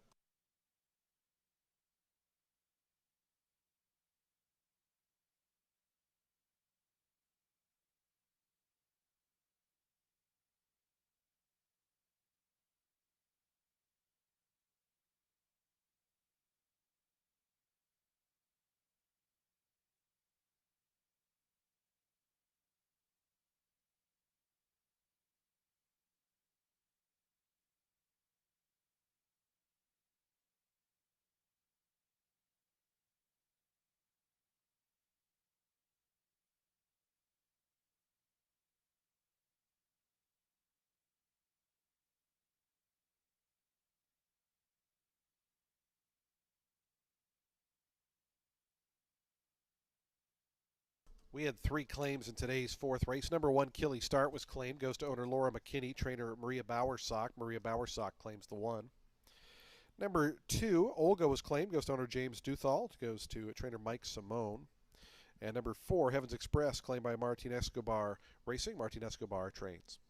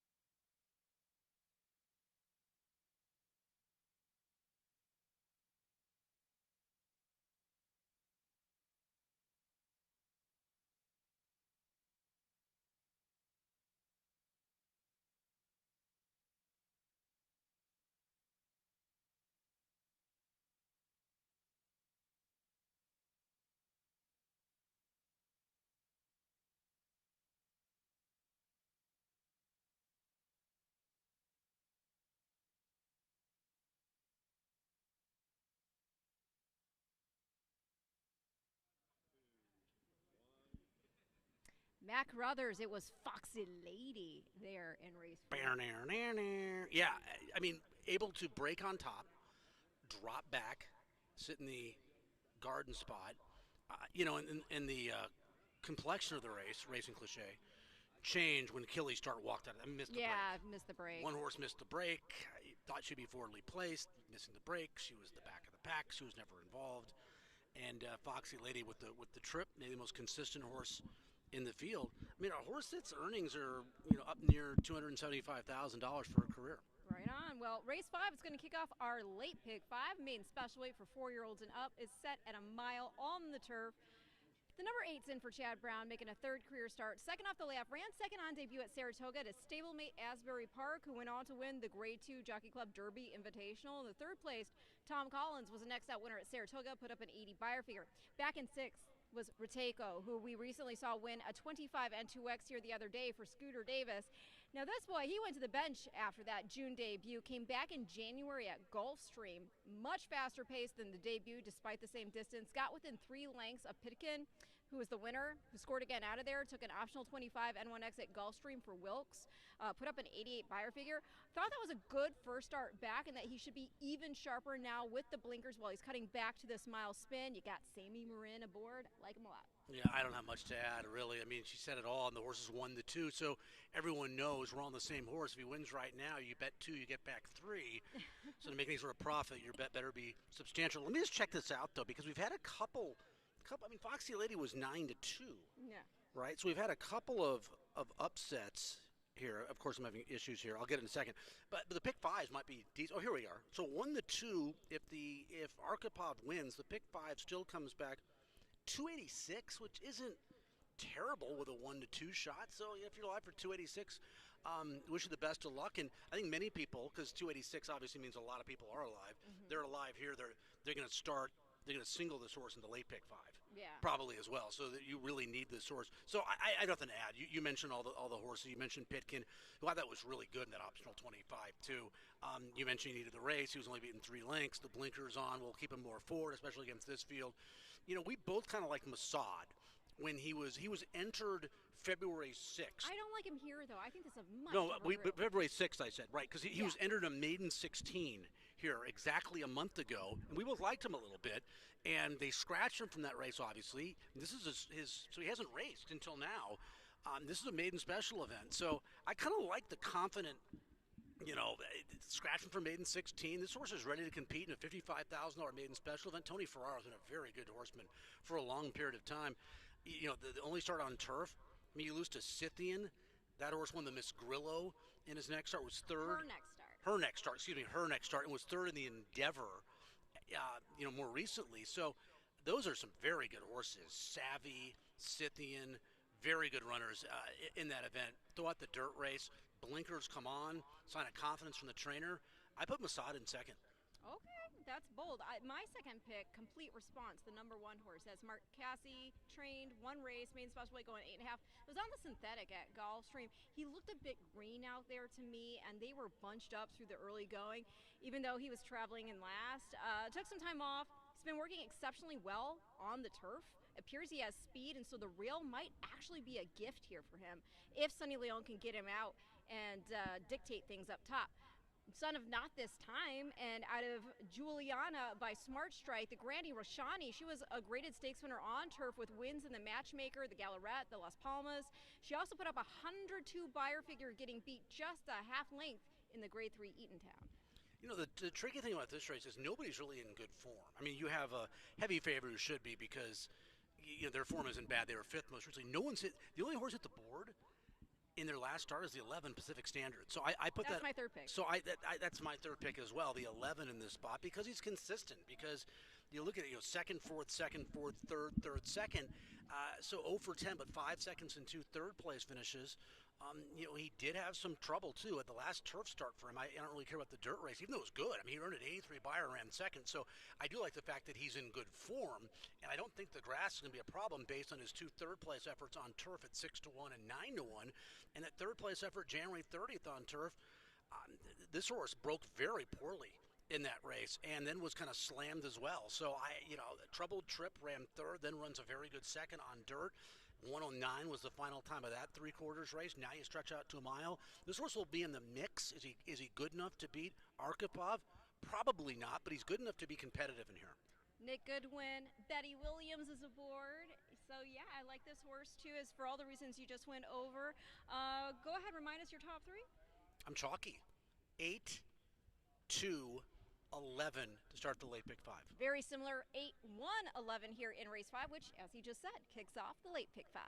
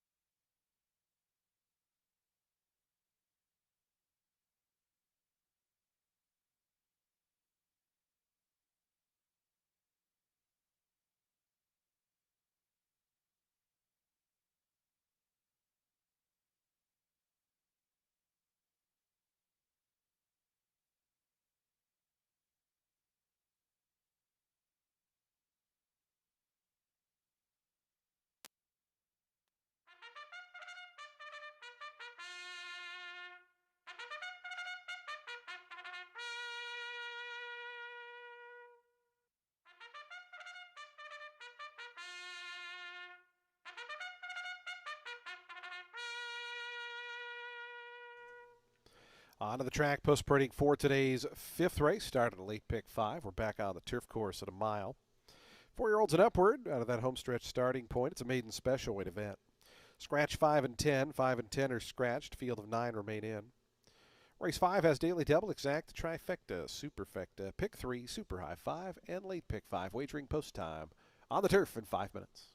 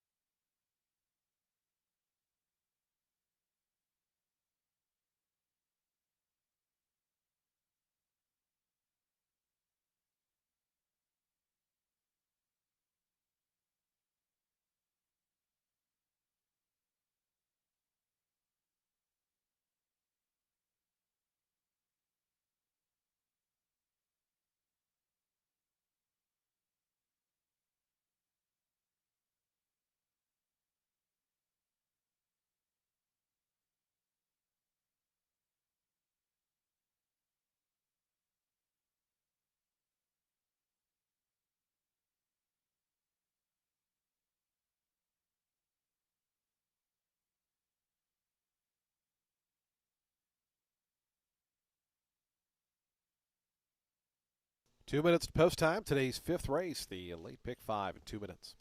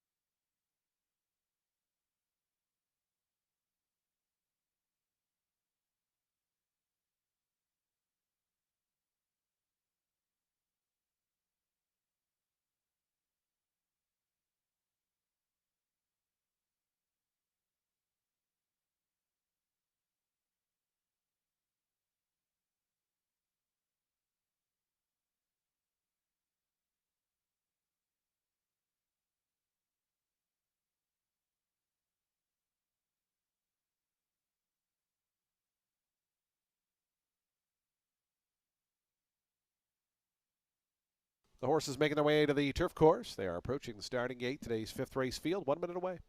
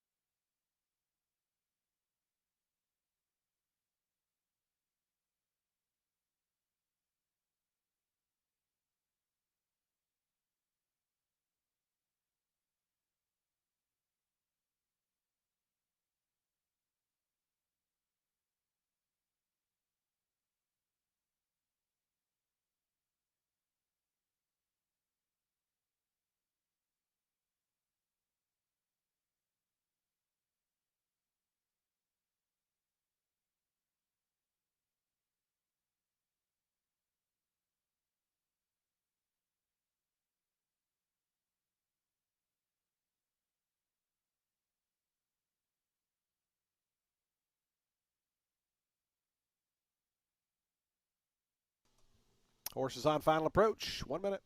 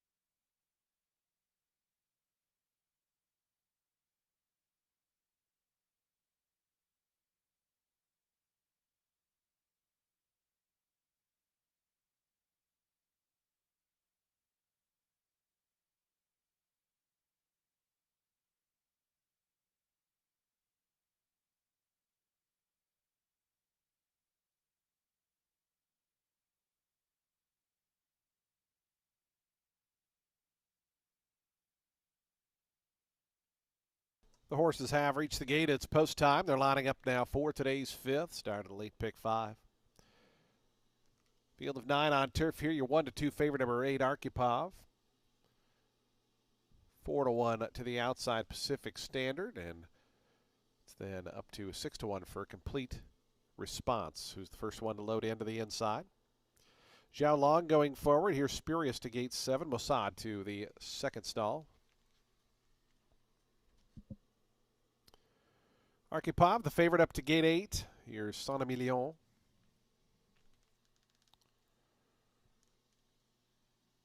Positive Energy, Power of Will, the next 2. The final one going to be Pacific Standard. Here's Positive Energy.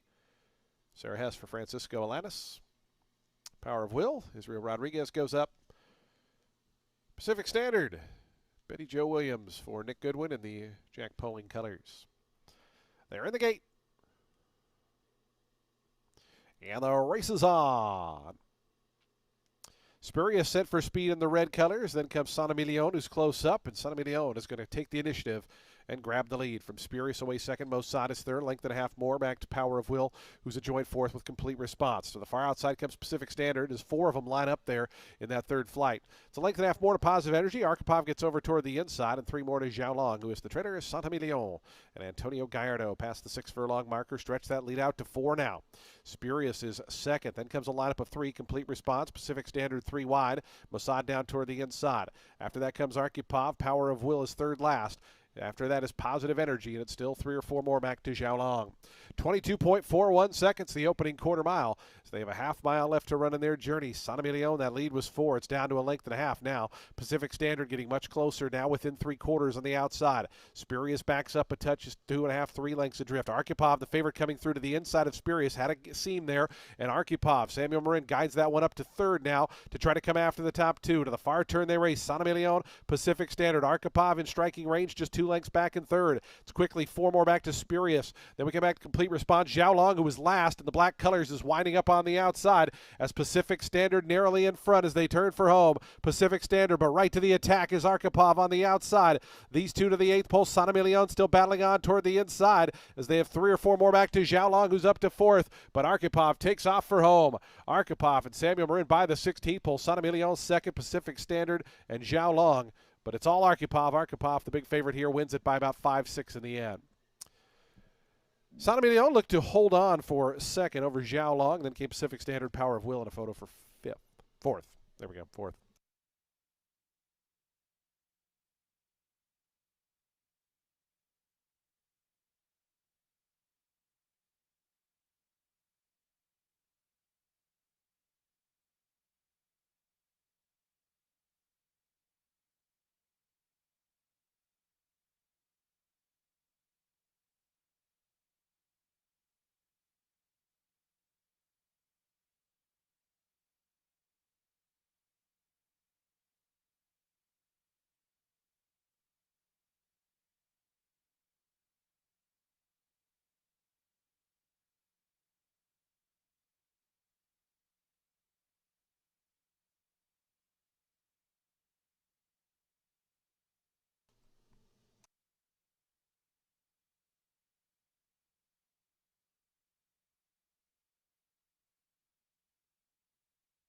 8 and a photo. Photo for the minor placings. Final time 137.04 seconds.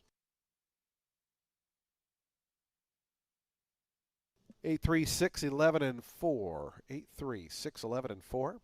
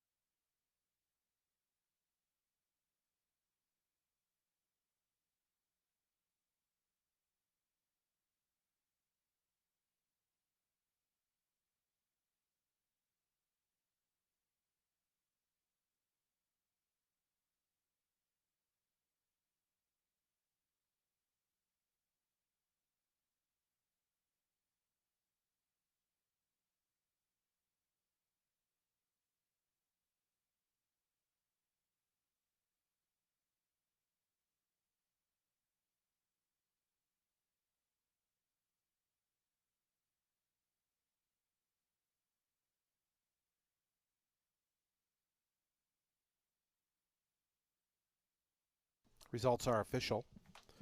Arkhipov, victorious here in today's fifth.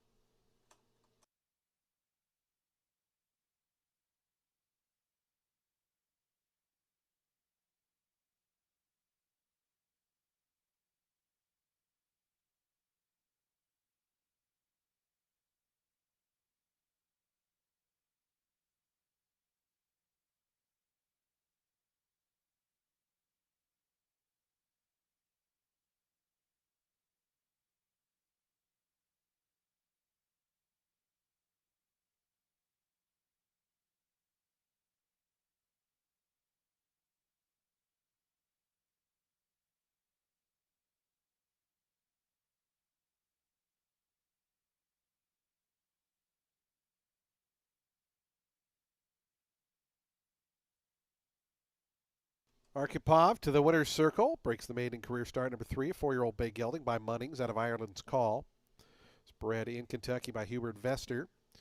William Lawrence and William Rucker are the winning owners. Chad Brown, the winning trainer. Samuel Marin, his third winner on the day, is Arkhipov victorious here in today's fifth.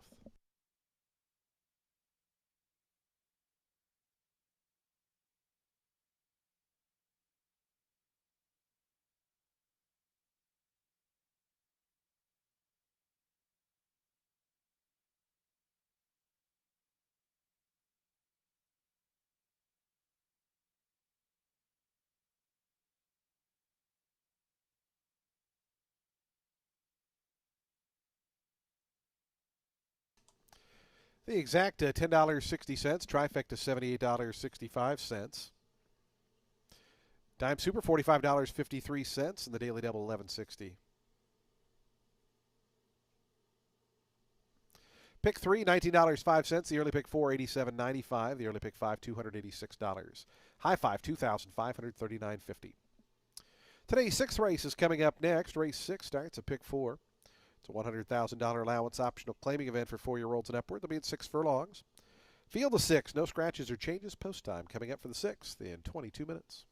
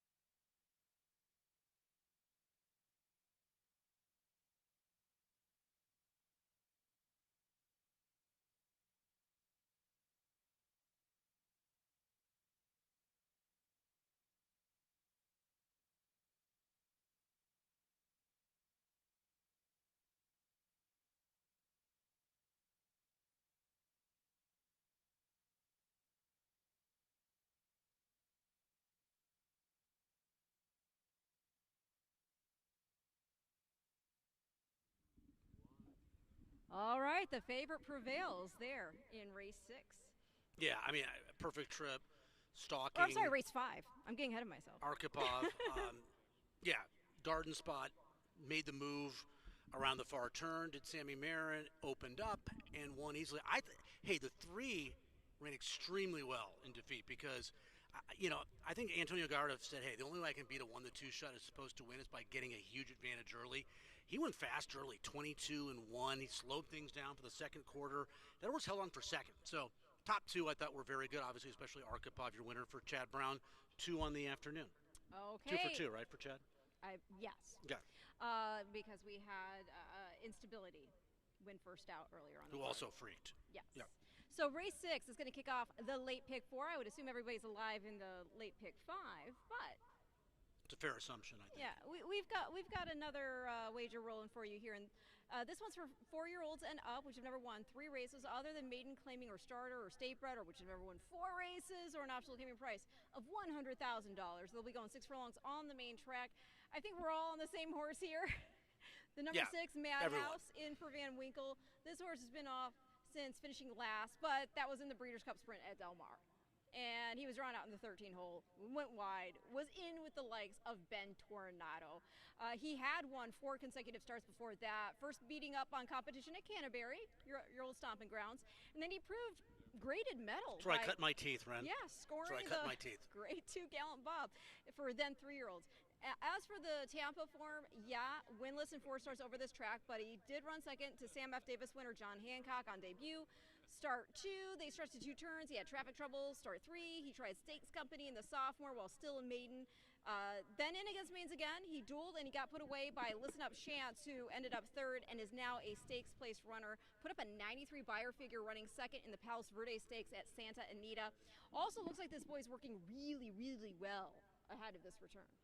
Is it just me, or when you see Madhouse, do you think Madness who's saying Our House? Oh, absolutely. Right. Yeah, that's what I'm thinking. But I'm a kid from the '80s. Yeah, it's just I'm a simple man. This horse is just has a class edge and a pace edge. That's nothing against the rest of this field. I mean, this is a graded stakes winner, as you mentioned. The Gallant Bobby crushed at 23-1, paid nearly $50. And then Ben Tornado is freaky talented, a horse who puts up 110 plus type numbers. Ben Tornado was so good at Churchill in his race before the sprint. Second in the sprint in 2024, comes back to avenge that defeat with that dynamite win in 108-1 at Del Mar back in the early 1st of November. So yeah, I think Madhouse is too fast for this race because as good as those other horses are in this field, none of them are really lightning quick. They aren't. I mean, Chrome Ghost has speed, but he's a horse. My second pick, and he's a really good racehorse. But I'm a fan of his. I am too. The Pelican didn't work out very well for him. That was a concrete glory going to the lead and going gate to wire for Saffie Joseph, 18-time winner. He finished 5th. It was off 2 wins. Yeah, but as good as this field, again, you have one horse who's really good and lightning fast, and a bunch of other horses who are kind of stalkers. Quickly, I put Cozy Eris in second just to do something. Cozeris, excuse me, a little bit different. He was 41-1, Cozeris, in his last start, and he ran a really good third. We were here February 15th. Pentathlon was fantastic that day, 21-3. That was a 94 buyer for Shug. Capital ID is a Mott horse who's had a pretty good career thus far. So you finished 3rd behind those 2 in a very quick 7-furlong race, and then turn back to 6 gives this horse an opportunity to round up the exacta. Respect. I did go with Chrome Ghost as my second pick, though. And then I actually put his stable mate in 3rd. But as for Chrome Ghost, we talked about the Pelican, how he was 5th, and that he was in that race off 2 wins, including at this level. Chrome Ghost was drawn wide, and he rated back behind the pace, but then when it was time to go, he had no clear lane up the inside, so he had to angle out, and that, of course, cost ground and energy rounding the turn into stretch. I still thought he was gallant in defeat. He was also off Lasix, with that being a stakes race. That's back today. That's a good point. Solid point. Thank you. And then and then the other Bennett horse, that's El Principito. He's in post 3. He didn't get away sharply from the gate, or as sharply as his competitors. He settled back. He was on the wrong lead later in stretch after that ground-saving trip. He'd won an optional 100 going 6 furlongs in the first off the bench here. He rolled from off the pace. Then he ran 3rd, beaten 4 3/4 lengths to multiple stakes winner Silver Slugger, who we'll see on tomorrow's card. Silver Slugger ran 3rd 4 in the to 5 Pelican. morning line on tomorrow's card. And don't forget, this boy, he ran a good second to implementation in the Smile Sprint at Gulfstream over the summer. So the class is there also. And Ferrer, we love Ferrer. He's ridden El Principito a lot. He's back aboard today with Danny aboard Chrome Ghost. And like Chrome Ghost, he's getting Lasix again. Again, we're finishing up here. Madhouse, too fast for this field. David Van Winkle, trainer, guy that I've known he was at Canterbury Park, one of the leading trainers there when I was there back in the mid-90s. So I go way back with David, always root for his horses. So you mentioned the horse is training well. I think this horse gets the lead and goes gate to wire. Kozaris in second for some value, and then the very consistent Chrome Ghost, who's hitting 500, 4 for 8 here at Tampa in third. All right, 6-5-3 for me here in race 6, which again kicks off the late pick 4.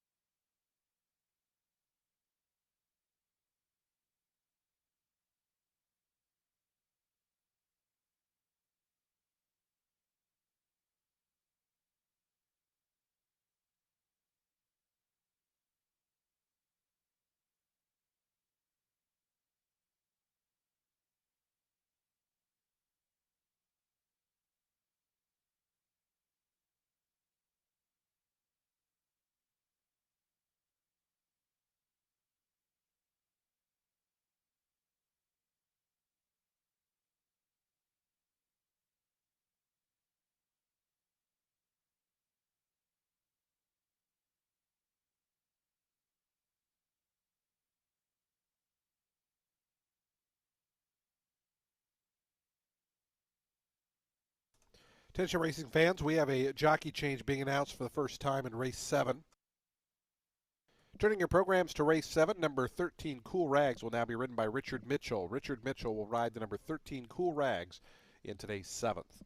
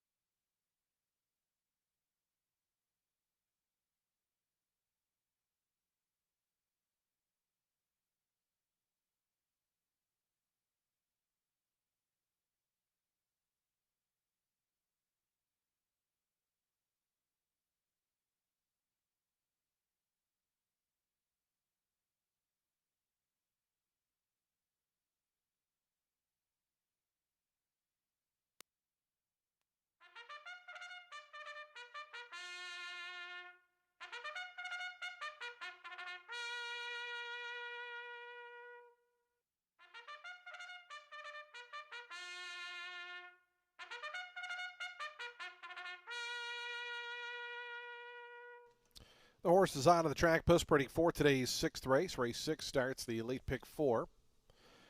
It's a $100,000 allowance optional claiming event for 4-year-olds and upward. They'll be at 6 furlongs. Field of 6 set to go. No scratches or changes. Race 6 offers daily double, exacta, trifecta, superfecta, pick 3, and late pick 4 wagering. Race 6 in 6 minutes at 6 furlongs.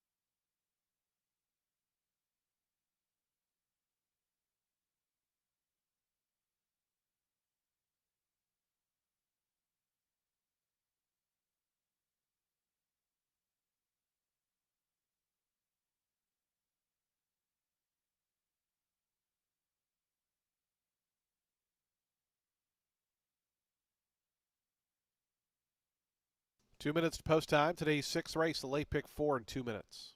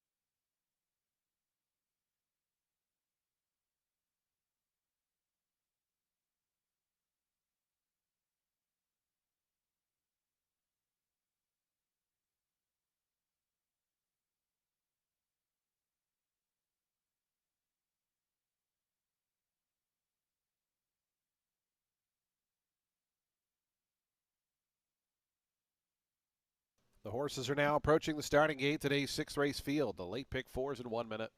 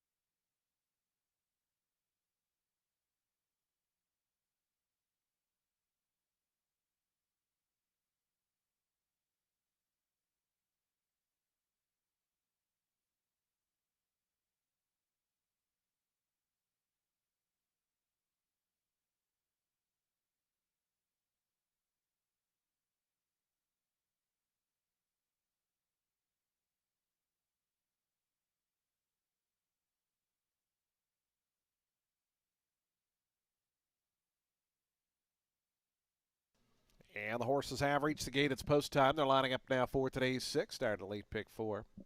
Field of six here at 6 furlongs. Your favorite to the outside, Madhouse, the Grade 2 winner. Took the Gallant Bob at Parks last year before running in the Breeders' Cup Sprint. Here's Kozaris, the first of the six to move in.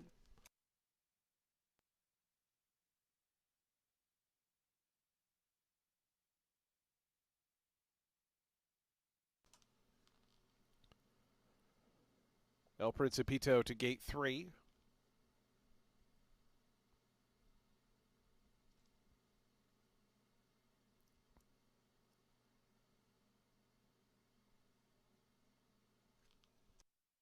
El Principito acting up there as they open up the front of the stall for this runner. That seems to be enough to coax him on in. Dreaming of Kona, Scott Spieth for Aldana Spieth to gate number 4. Here's Chrome Ghost in the J.J. Brevin stable colors for Daniel Centeno and Gerald Bennett. The final one, Madhouse. David Van Winkle and Sonny Leone teaming up here. Sonny's got a winner on today's card. Madhouse to the outside gate, the 3-5 favorite going up. Madhouse goes in. They're in the gate. And the race is on. Madhouse started very well, sprints right to the front, quickly puts a length and a half on the field as they come onto the main course. They're lined up just in behind. Kozaris is right there, Nashume between horses. Chrome Ghost, Dreaming of Kona, backs up a length behind them. It's then 3 more back to El Principito as Madhouse now with some company on the outside from Chrome Ghost, who pushes to within half a length. Down along the fence, Kozaris is third, a length and a half behind. Nashume still in tight between horses, and Dreaming of Kona is fifth. 3.5 more back to El Principito. 21.94 seconds for that opening quarter mile with 3/8 to go. It's Madhouse by the 3/8 pole, a half length in front of Chrome Ghost in second. Kozaris is third. Dreaming of Kona trying to march forward from fourth. Nashume drops back, is passed by El Principito.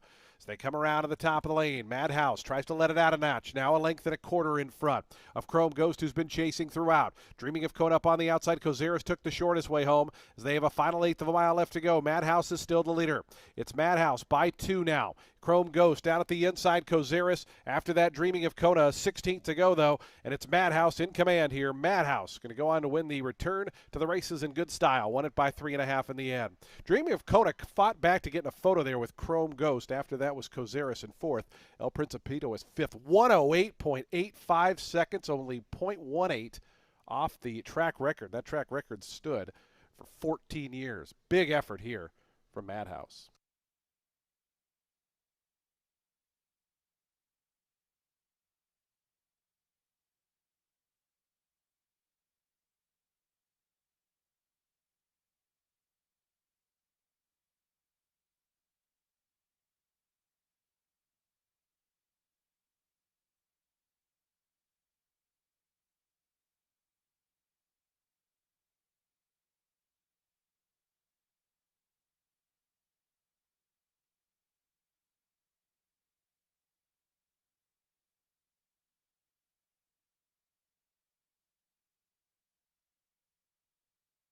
6, 4, 5, 1, and 3. 6, 4, 5, 1, 3. Again, 108.85. Fastest 6 furlongs I can remember in quite a while here.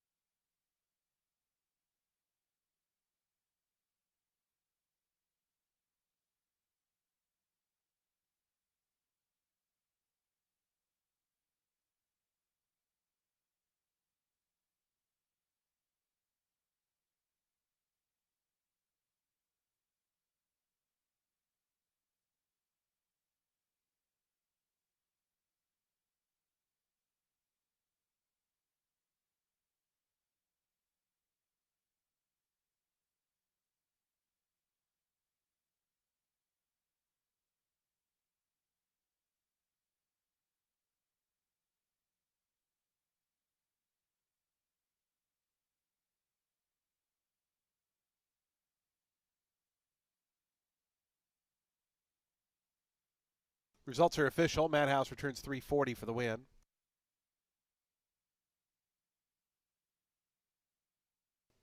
Madhouse, a 4-year-old chestnut gelding by Vacoma out of Stifled Heiress, was bred in Florida by John White Wavertree Farm and SGV Thoroughbreds. James Thayer, the winning owner. David Van Winkle, the winning trainer. Sonny Leona riding double for Sonny's Madhouse. That 4-year-old debut, a good one here in today's 6th.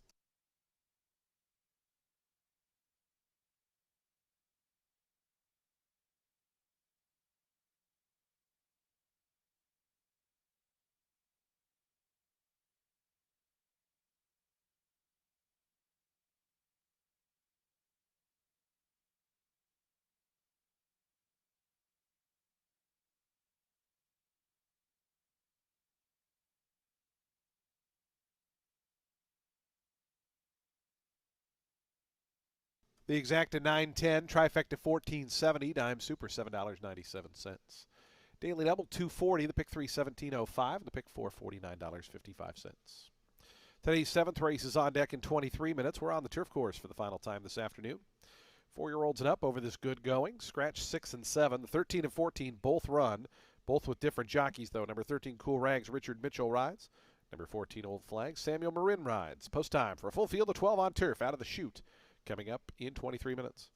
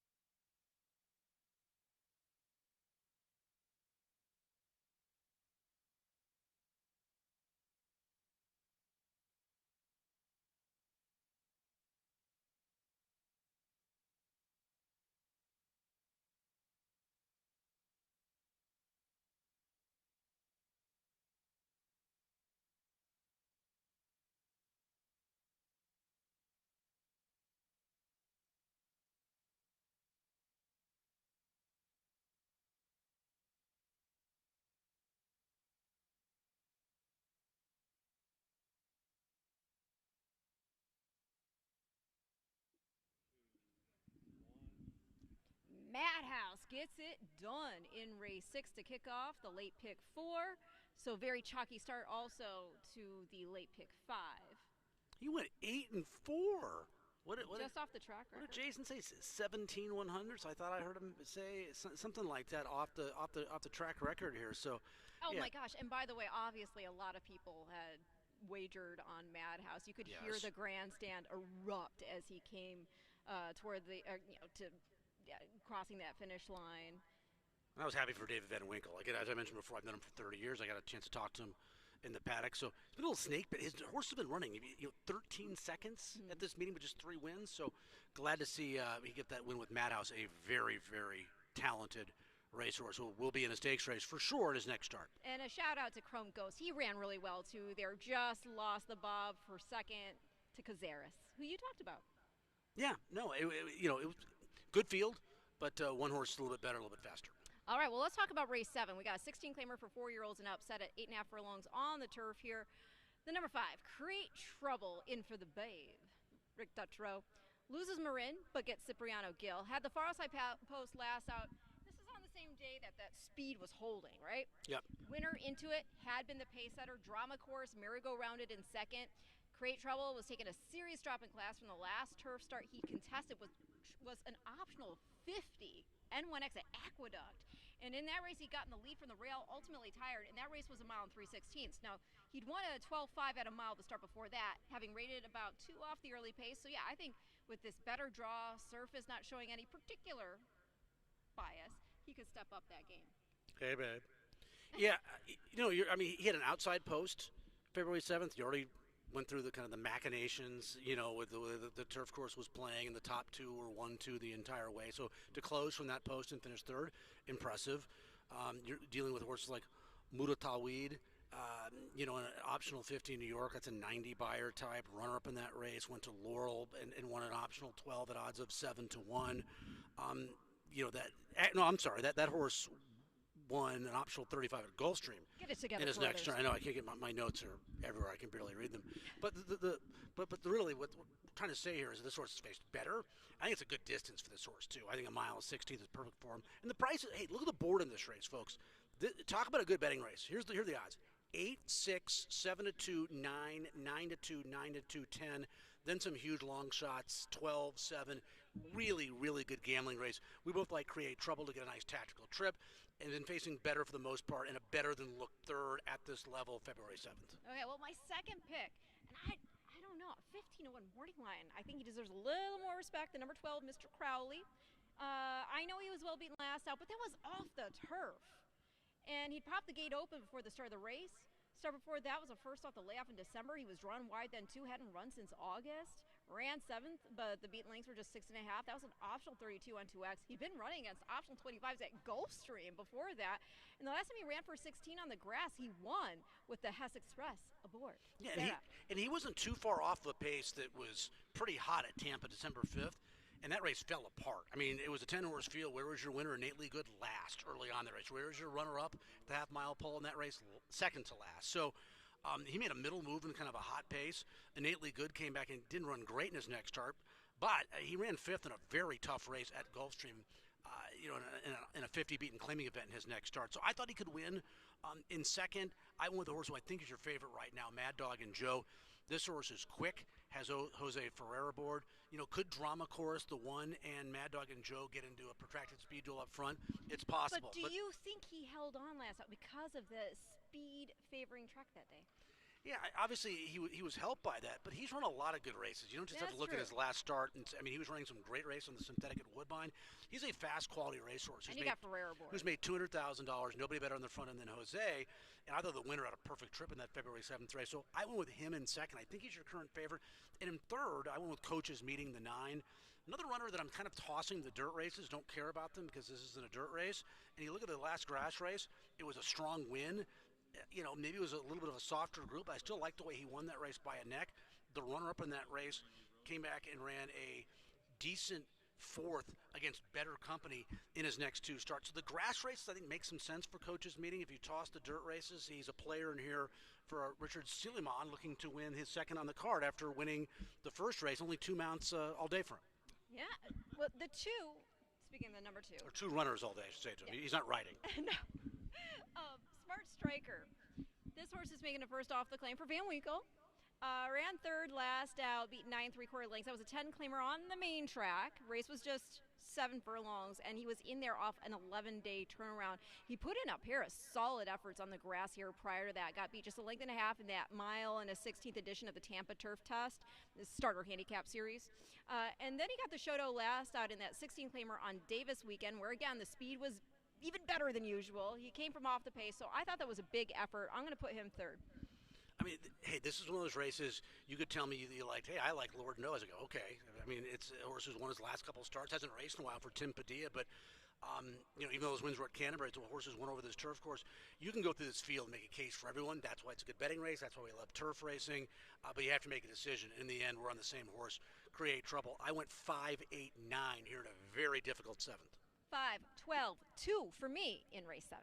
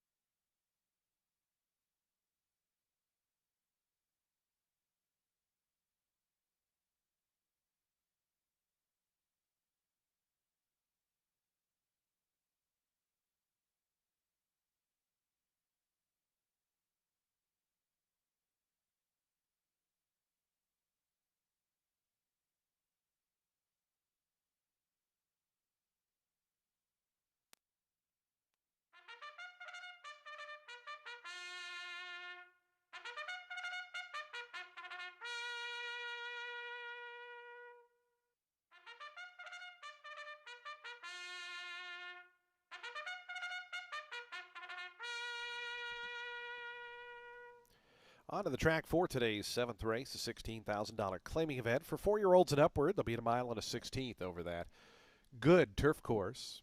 Final turf race of the afternoon.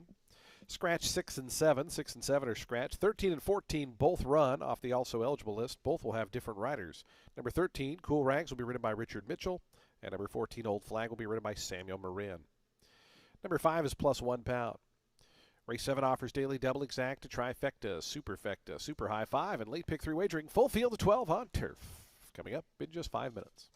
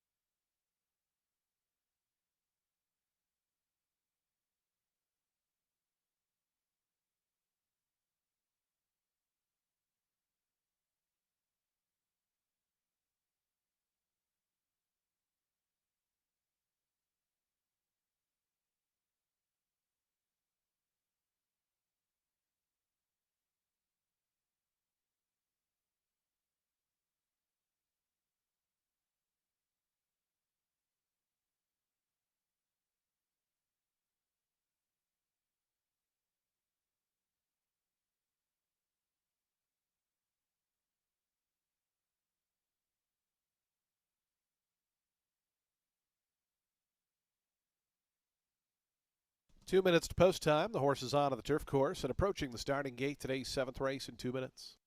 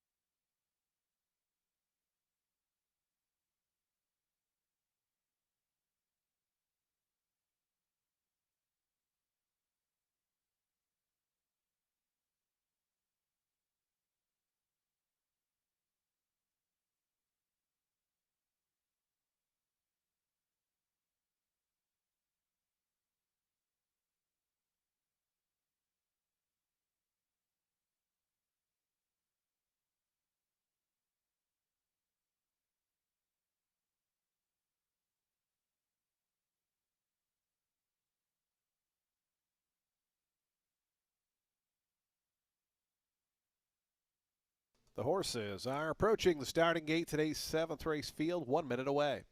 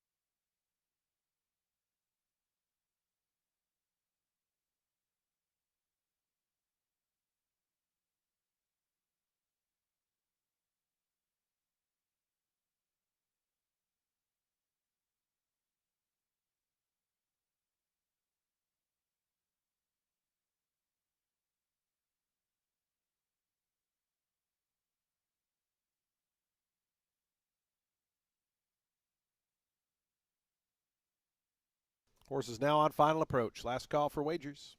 Approaching the gate.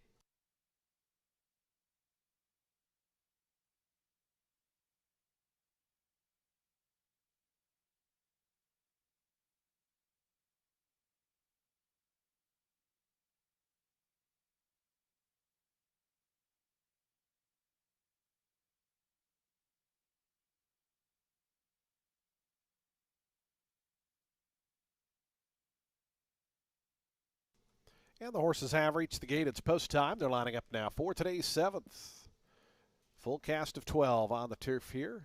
Your favorite right now, 5-2 on the number 5, Create Trouble. 3-1 on the 8. That's Mad Dog and Joe. 7-2 on the number 3, Spanish Noble. Here's Smart Striker moving up. Syntactic to gate number 10. Spanish Noble coming forward. Escape Key has gone in for owner-trainer Ramon Guayo. Here's Lord Knows, Tim Padilla and Jesus Castanon teaming up. Mr. Crowley coming up. Here's the favorite, Create Trouble. Cipriano Gill on board for Richard Dutrow. Mad Dog and Joe, Cool Rags, and Old Flag. The final 3 will be all set for a start here in today's 7th race. Late pick 3 time. 12 of them set to roll. They're in the gate. Lord Knows acting up in gate 4. Settles down. And the race is on. Drama Chorus set for speed toward that inside gate. Mad Dog and Joe is quick, and those two, 1-2, is Mad Dog and Joe going to grab the lead. Drama Chorus unable to get the lead and is going to have to tap on the brakes there. It's being passed by Escape Key. Also in and amongst horses goes Coach's Meeting. It's Mad Dog and Joe by the wire in front by a length to Escape Key in second. Coach's Meeting, Mr. Crowley, they're 3rd and 4th. They're a length in front then of Lord Knows in between horses. Then comes Old Flag. Cool Rag's going to be 4 deep. Drama Course got shuffled back in behind them. Create Troubles in and amongst horses racing in 9th. It's a length and a half more to Spanish Noble 10th. Syntactic is 11th.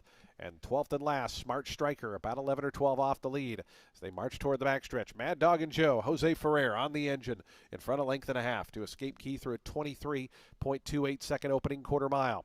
Coach's Mating stays down toward the inside, right to that one's outside. Mr. Crowley, they race as a pair. They're a length and 3/4 in front of Old Flag, who's 5th right now. Then comes Cool Rags to that one's outside. Lord Knows backs up a touch, joined by Create Trouble. Spanish Noble still 9th. Syntactic is 10th. Drama Chorus now back with Smart Striker at the back. It's been a worry-free trip thus far for Mad Dog and Joe. 47.63 seconds the opening halftime, and Mad Dog and Joe kicks away by 3.5 now. Mr. Crowley tries to loom up on the outside. Down at the fence, Coach's Meeting. Trying to put in a bid is Old Flag from the back. Create Trouble starting to go. Is going to gear to the outside now. And Spanish Noble. Catch Me If You Can for Mad Dog and Joe. Mad Dog and Joe to the 8th pole. 3.5 in front of Coach's Meeting. It's 3 more then. Back to Create Trouble. Down the far outside, Spanish Noble. Old Flag, Smart Strikers getting going from the back. But Mad Dog and Joe on a merry chase here. Mad Dog and Joe. No getting to Mad Dog and Joe. They got closer at the end. It was only 3. Then came Coach's Meeting after that, Create Trouble. And a photo for 4th there between Spanish Noble and Smart Striker.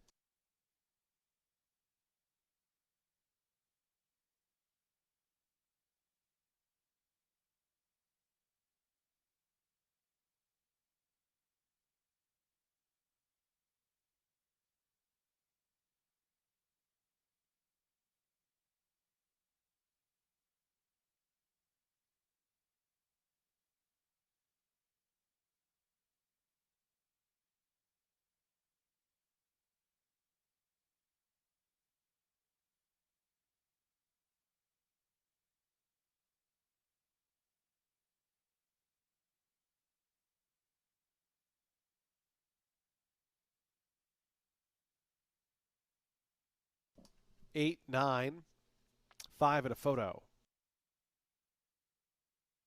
4-1 winner, Mad Dog and Joe. 15-1 your runner-up, Create Trouble, the 8-5 favorite 3rd.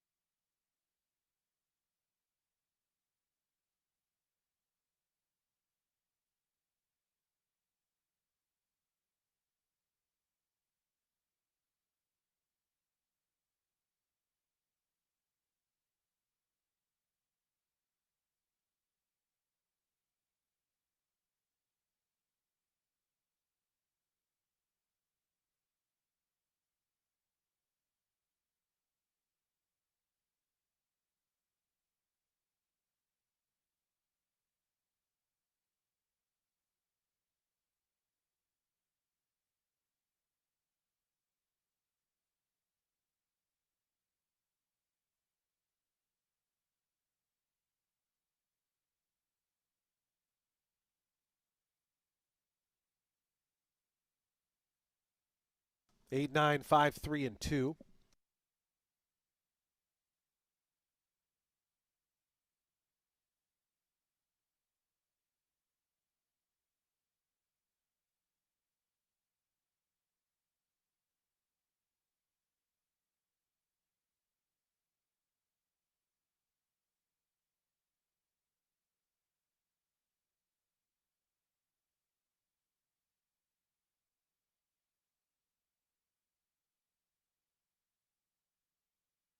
Results are official, and even $10 on the win for Mad Dog and Joe.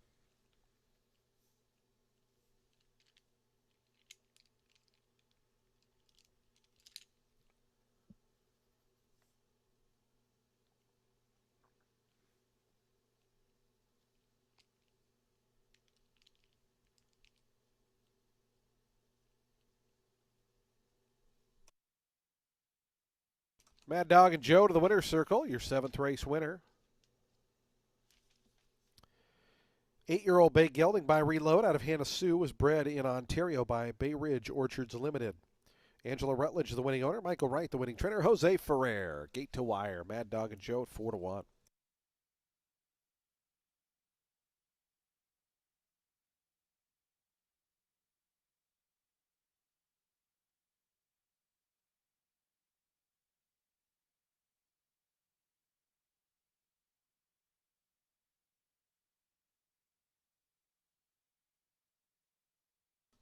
The exact is $66.70. Trifecta $136.65. The dime super $129.21. Daily double $11.40. The pick 3 $10.15.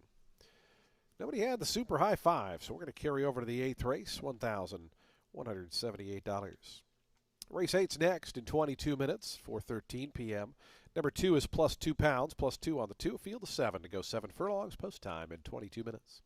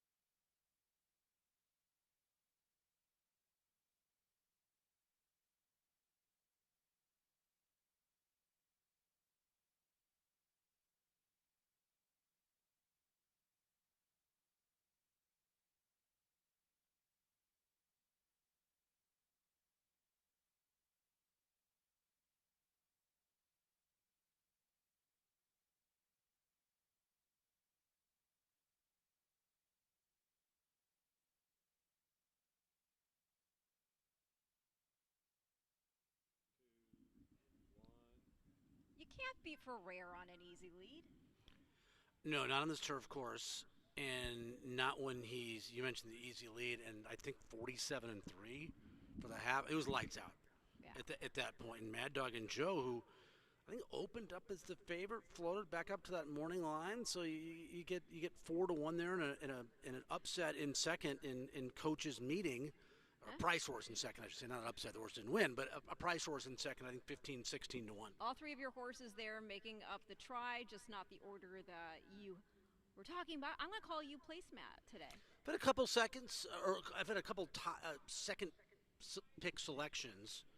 Horses I've selected second, winning, and then I've had a couple of other horses I picked first, run second. So yeah, it's been kind of a placemat day. Couple of wins, both chalky, well, and I think we're going to be on the favorite. I think here in race number 8. Yeah, race 8 is a 25 claimer for 4-year-olds and up, which have not won 3 races. They'll be going 7 furlongs on the main track. Number 1, Mr. Peaks. He's in here for Bo Chapman. Got the Shoto last out at Gulfstream. That was a 35 beaten claimer at 6.5 in the slop, and like today, he had the rail, showed speed, tired in the off going, and at that level was only beat 3.5 there in the end though, and the winner was Mish. Mish is a stakes winner. He won our sprint here at Tampa in 2024. Mish exited the January 22nd race to score an optional 25 and 1X. He put up a 94 buyer figure, and every other horse to run back, specifically on the dirt, did so in the money in their next starts. Among them, 2 other next out winners. Runner-up, I don't get it. Next one, a beaten 25 for Mike Maker, 83 buyer, and Grim Reaper dropped into a beaten 25 to score with a 77 buyer figure. So short of falling out of the gate, I don't see this boy losing. Yeah. I mean, Mish has won 12 races in his career. His buyer went up to a 94 in that optional 25 race that he won on February 22nd. You mentioned I don't get it. Came back again similar, really, and won nicely. I think it was a short price. Buyer came back 83. The 5th place finisher from the race, that's who you were talking about, Grim Reaper, who came back to win on February 19th. So it's a live race. He was competitive in that live race. And before they see horses like back him up, those are horses that, upper 90 type buyer. I mean, these are serious sprinters that he's been facing. He's only won twice, but I think that's because of the company he's been facing, not because he has a lack of desire to finish first in races, having only won 2 of 14 in his career. Inside post, he's going to be very difficult to deal with in this race. I put Big Louie in second, the 7, who I'm thinking is getting some money. That's my third pick. He's getting some money. Yeah, 9-2, 15-1 on the line. Coming out of some really good races on grass. Starter allowance won by, he showed pace in a race at Eldest Son, won from basically last on the 24th of January. Eldest Son's a 9-time winner. He's made $346,000 in his career. Out of that win, he came back to run a very good second at the level. I know those are turf races, but this horse seems to be equally adept on turf and dirt. And both lifetime wins have been on dirt, but his figures have been about the same on both. So I don't think the surface change will be. To your point, though, when he ran here last meet, he was game enough to win an optional 16. Yeah, so. And he also is tactical, too. And he showed pace in that mile grass race. He went 21-3 the opening quarter. That's why when you look at the chart of that race, the top 3 in that race were 8th, 5th, and 4th at the half-mile pole in just a 9-horse field. So I think Big Louie is going to run well. A lot of people agree he's getting bet. Well, that was my third pick. My second pick is the number 6, Gallo de Fuego, for Jose Gallegos. Just won a 25 N2L at Gulfstream back on February 15th. That was a first off the claim and a layoff going back to November, and that is when he showed speed, but he did get put away in a first off the bench at Churchill in a 30 N2L. The winner there was Good Money. Good Money had used to be in the barn of Chad Brown. He won his debut here at Tampa and then got beat just 3/4 of a length by a stablemate domestic product in the Tampa Bay Derby in 2024. Oh, remember, he was going to run in the Tampa Bay Derby, and then he scratched that week. Well, no.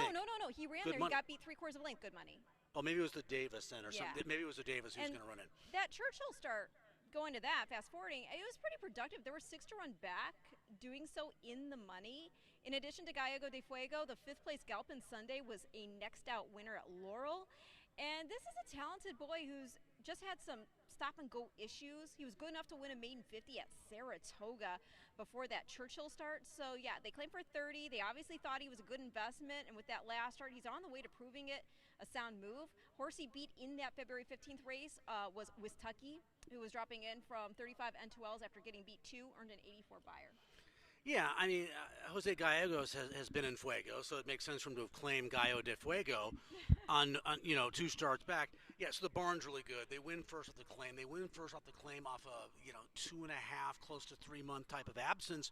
You do it at 4-1. I mean, Tucky was dropping in class. He is a horse that's 1 for 16 with 6 second place efforts in his career. I mean, it was a 2L claiming event, but lots of seconds for that horse. He outfought a horse that kind of always gets the silver medal in that That's February fair. 15th race. But yeah, it's Sammy Marin, it's Jose Gallegos, it's a horse you mentioned, beat 50 climbers at Saratoga, is back in good form for an elite barn. He makes sense. I put him in third in this race, but I think the one is going to be very difficult with that inside speed with the races coming out of. So 1-7-6. We just have it a little flipped. I'm 1-6-7 here in race 8.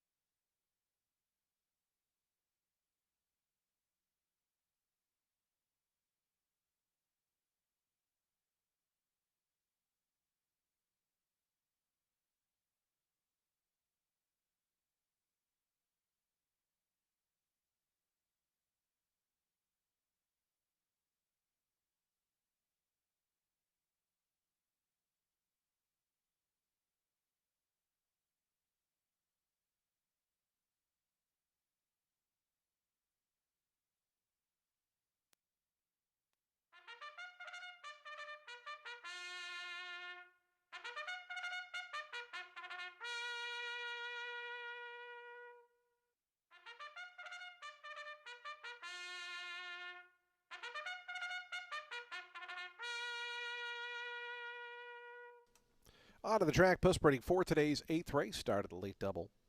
Field of 7 set to go 7 furlongs here. It's a $25,000 claiming event for 4-year-olds and upward. They'll be at 7 furlongs over that fast main track. No scratches or jockey changes here in the 8th race. Number 2 is plus 2 pounds. Race 8 offers daily double, exact, trifecta, and superfecta wagering. We have a super high 5 carryover, $1,178. Post time for the 8th in 6 minutes.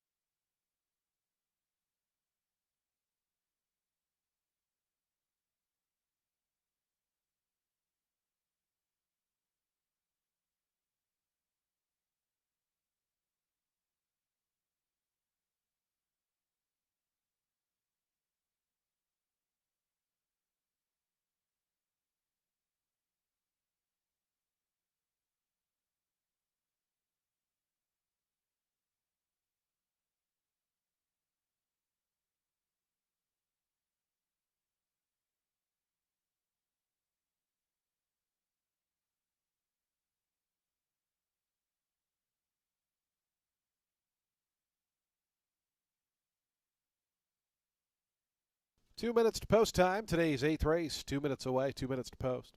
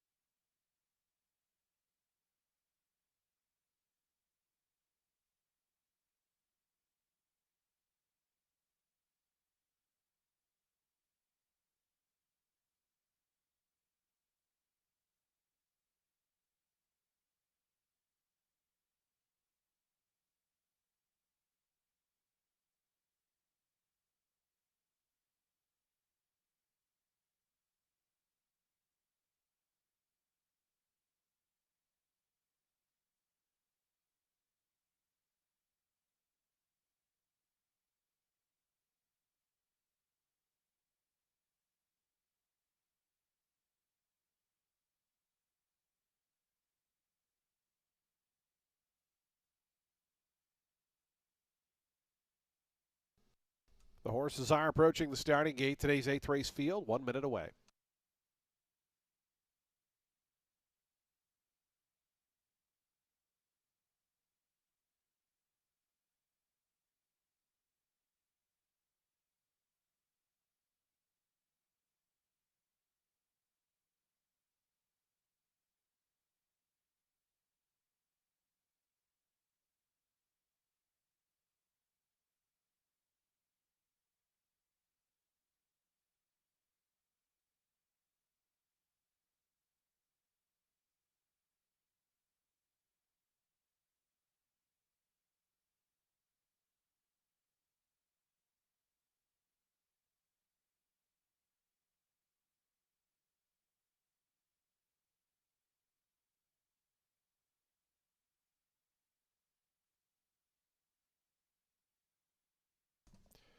And the horses have reached the gate. It's post time. They're lining up for the 8th race. The late double begins here.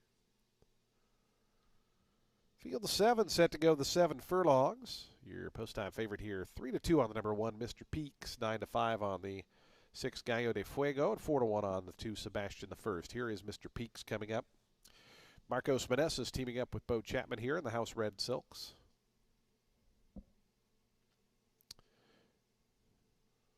Mr. Peaks finally going in there. Here's Sebastian the First.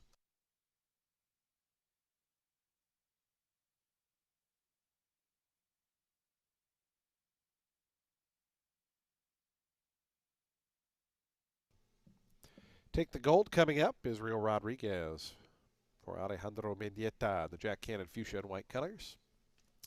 Here's Zapata, Scott Spieth going forward. The final 3, developed product, Gallo de Fuego and Big Louie, going to be the final one to join.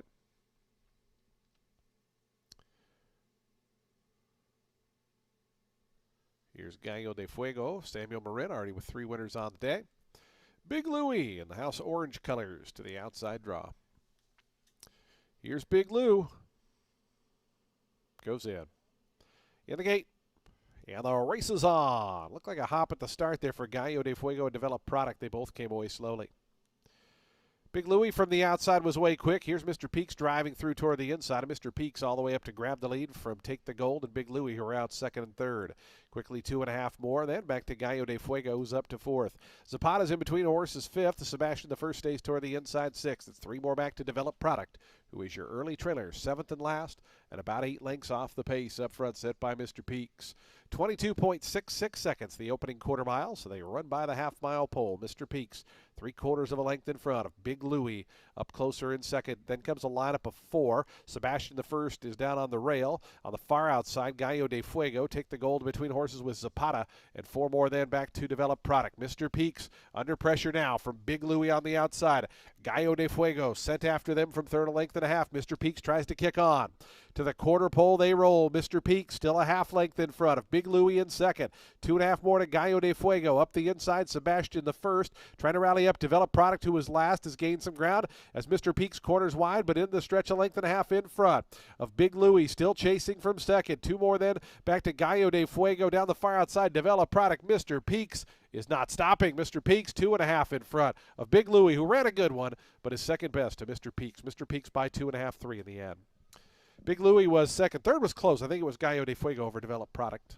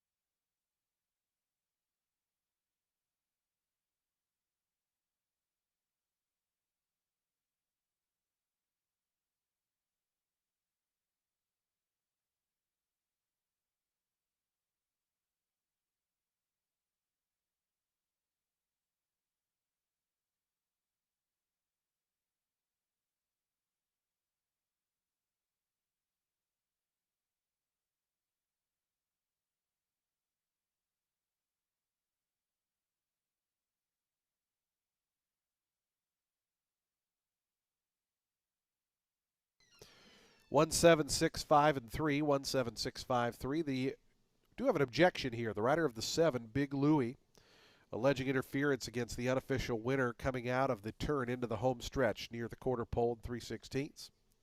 7 against 1, second against first, so it does affect the top 2 finishers. Please hold all tickets.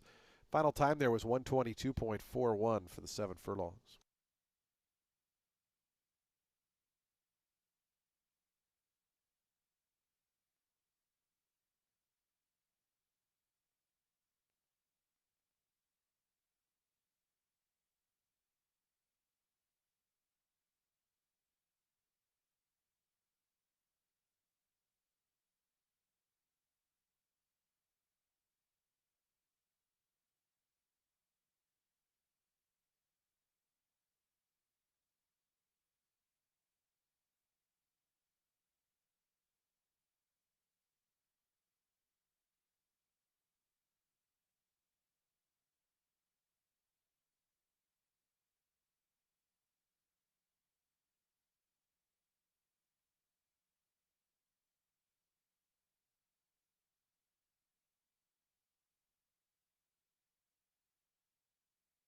Again, 7 against 1, alleging interference at the top of the stretch, coming out of the turn into the home stretch. Please hold all tickets.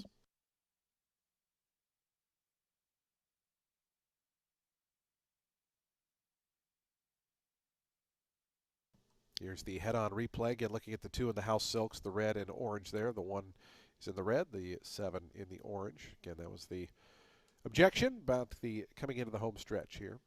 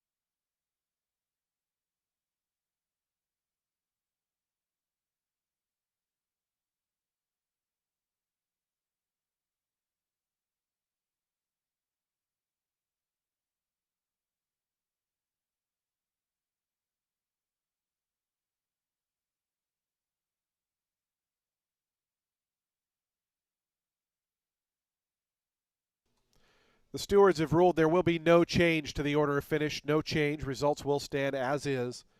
No change. The objection disallowed. 1765 and 3 will go official shortly. No change. Mr. Peaks, your 8th race winner, 6-year-old chestnut gelding by California Chrome out of Miss Babette. Bred in Kentucky by Winchester Place Thoroughbred. Stuart Sugimoto, the winning owner. Bo Chapman, the winning trainer. Marcos Manessis aboard for the winning ride. Mr. Peaks, your slight favorite winner of today's 8th race.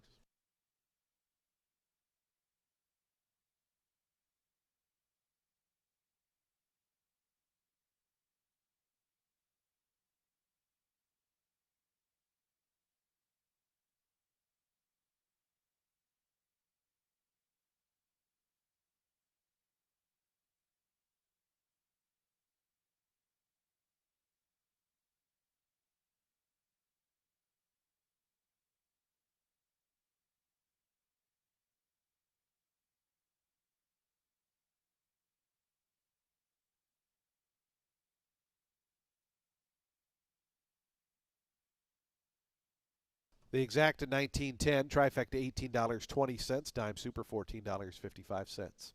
Daily double $13, the pick 3 $14.65, the high five $475.10. Ninth and final race is coming up next. Today's 9th race. We're at 5.5 on the main track. It's an $8,000 claiming event. Fillies and mares, 4-year-olds and up, field of 12. No scratches or jockey changes. Number 3 is +2, number 6 is +2, number 11 +2. And number 12 is +1. Post time for the 9th and final in 20 minutes.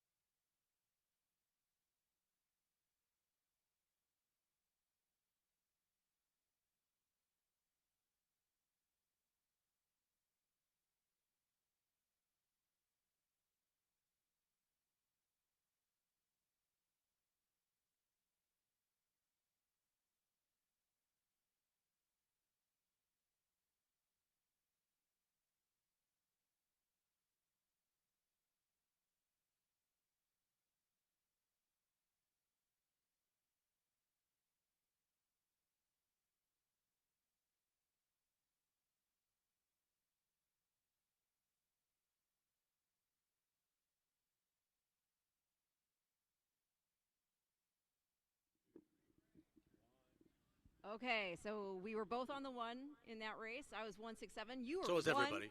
176. Yes, everybody as well. You with the ice cold try. Oh, $18 ice cold try. little momentum, Uncle Mo for tomorrow. I just want to give a quick shout out though to Big Louie. When he was in the paddock, he walked by here. And you know how some horses, if you've been around horses enough, there are some horses, I don't want to anthropomorphize necessarily, but you can tell that they're smart. They're very intelligent. They're working things out, and you can tell they must have a personality at the barn. I noticed that when he walked by here. So when he was in stretch and he was so gallantly still trying to get to the 1, I was all the more impressed because it just speaks of a horse that's really trying to please the rider. You picked out that there. characteristic that he possesses in the paddock. I did.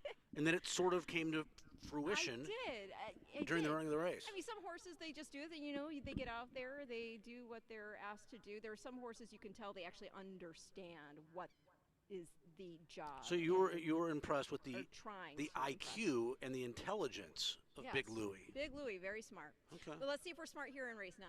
It's going to close out today's card, our Tampa Bay Derby Eve card. We've got an 8-claimer for fillies and mares 4 years old and up, which have not won 3 races. They'll be going 5.5 furlongs on the main track. These sprints are always fun. Yeah, I think, when I looked at this card a couple days ago, I thought race number 9 was the best gambling race. Yeah. This is, right now you have a 3-1 favorite. You have majority of the field between 3-1 and 10-1. I am surprised, as she's mentioned a couple of times, we don't handicap together. We ask each other when we're go out of our way not to. Yeah, right. You don't. Right. Yeah. Well, I don't want to be influenced by her. No, I'm kidding. I should ask her. When it comes to Tampa Bay Downs, nobody better. But yeah, we don't. We want to we want to compare notes. Yes. Afterwards. Oh, Louise is fantastic. And I'm surprised in a race this difficult that we came up with the same, not only the top selection, the same top 2. We're the same. Is it? Are we the same? Okay. May I? Should I just let's let the cat out of the bag right now in terms of our top 3. Okay. The 10, Smucaro. Right. Yeah. This girl's in for Tina Birdwell. Won in a first off the layoff here. That's after starting from a wide draw. That was on January 10th. Getting 5-1. She hadn't run since August, and she was able to overcome ground loss that afternoon. They bumped her way up into an optional 16 N1X for start 2, and it was just too tough a spot. Winner was Tennessee Honeybee, who was in that race after running second to a real nice Bill Mott filly named Kapoor. Tennessee Honeybee, she was 4 3/4 lengths clear of the runner-up as well in the January 10th race, or in the optional 16 rather.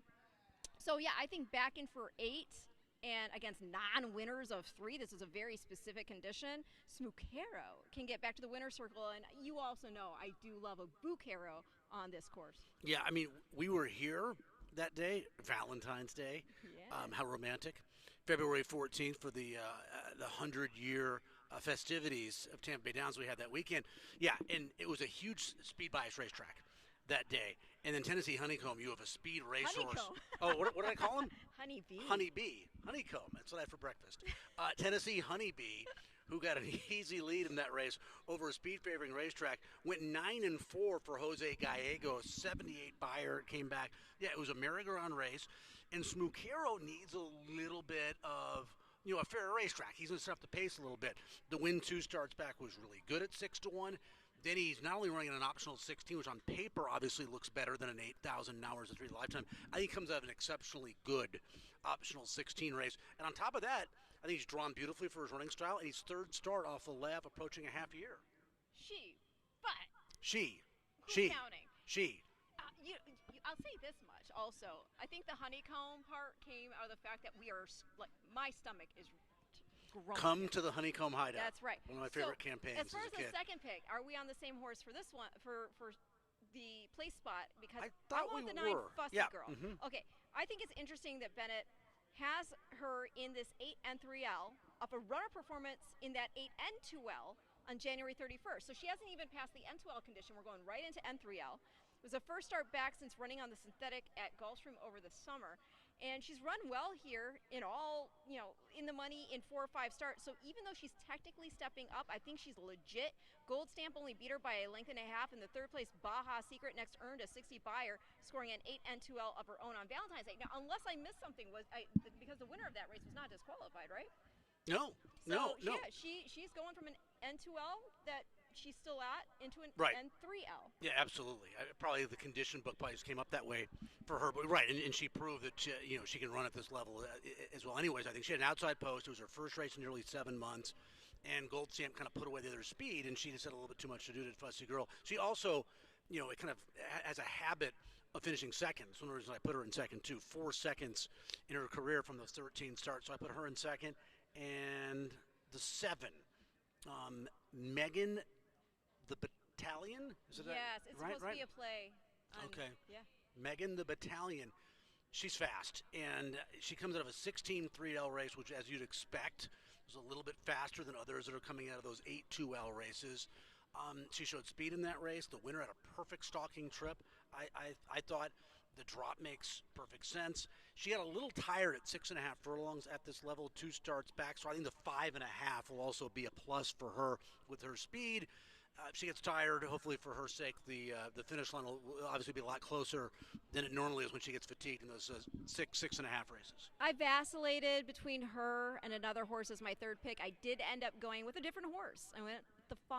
That is Soundtrack, dropping in from 2 tries against 16 N3Ls. And she won an N2L at the 16 level back on December 3rd. And by 4.5 lengths over some others in here, she just hasn't been able to take that next step up the ladder. But think that being back in for 8, it might make a difference. Yes, I know she ran second in an 8 N2L back in November, but that was off a layoff, which went back to August, and she was in with Long Gone Sally, who wired, and then went on to Winning machine. Yeah, she went on to win a couple more races to make it 4 consecutive scores, 2 of them at the optional 12 starter 8 level. Her streak finally came to an end when she ran 4th, but that was to Mystic Lake in the Minaret Stakes. So hey, this race is difficult. Again, need some more momentum because tomorrow's the big day. yes, Tampa Bay Derby Day. It's Festival Day. I'm 12 so races. excited. Is there a 12 horse- races, 5 stakes, 4 graded. The Tampa Bay Derby. 50 points for the Kentucky Derby. Automatic berth in the Kentucky Derby. Basically 50 points. You're in. That's race 11. Is there a horse in particular you're most excited to see Oh, run wow. tomorrow? Excited to see or excited to bet? Both. Wow. I'm sorry, I put Well, you on the spot. well, I mean, I think the whole card is super. I mean, I like prices all day long. All day long. All right, all- give us one All day long. Give you a price horse. for tomorrow's card. Oh my goodness. Well, I like in one more time. 6-1 morning line in the Hillsboro. Okay. I don't see a lot of pace in that race, and I thought she ran a sneaky good 7th, beating less than 5 in the Pegasus Filly and Mare Turf at Gulfstream. Now she started off the layoff, so I do like her. And how about I'll give you one more, Chat-A-Lot. Okay. The 8. I know that it's grass pedigree, but boy, did she run well in defeating her life. If she can handle the dirt at all, I think she wins. I think she wins the 8th race tomorrow. Real quick, your top 3 in the nightcap here. Oh, now I have to go back to Friday. Oh. The problems with the iPad, folks, are the same as you, I think. Anyway, You don't have it committed to memory. 10, 9, 7. All right, now I'm 10-9-5 in race 9, and we will see you back here tomorrow for an action-packed 12 race card.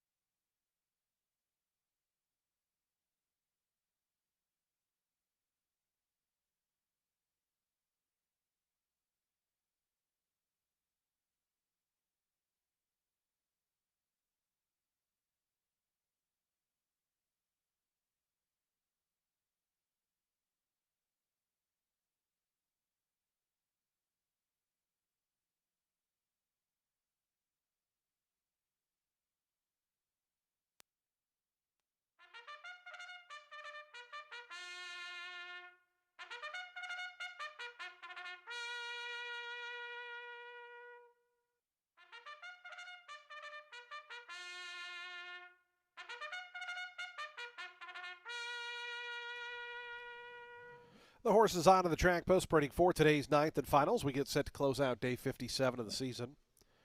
Field of 12 here at 5.5 furlongs, an $8,000 claiming event for fillies and mares, 4-year-olds and up. No scratches or jockey changes in this field of 12. Number 3 is +2, number 6 is +2, number 11 +2, and number 12 +1.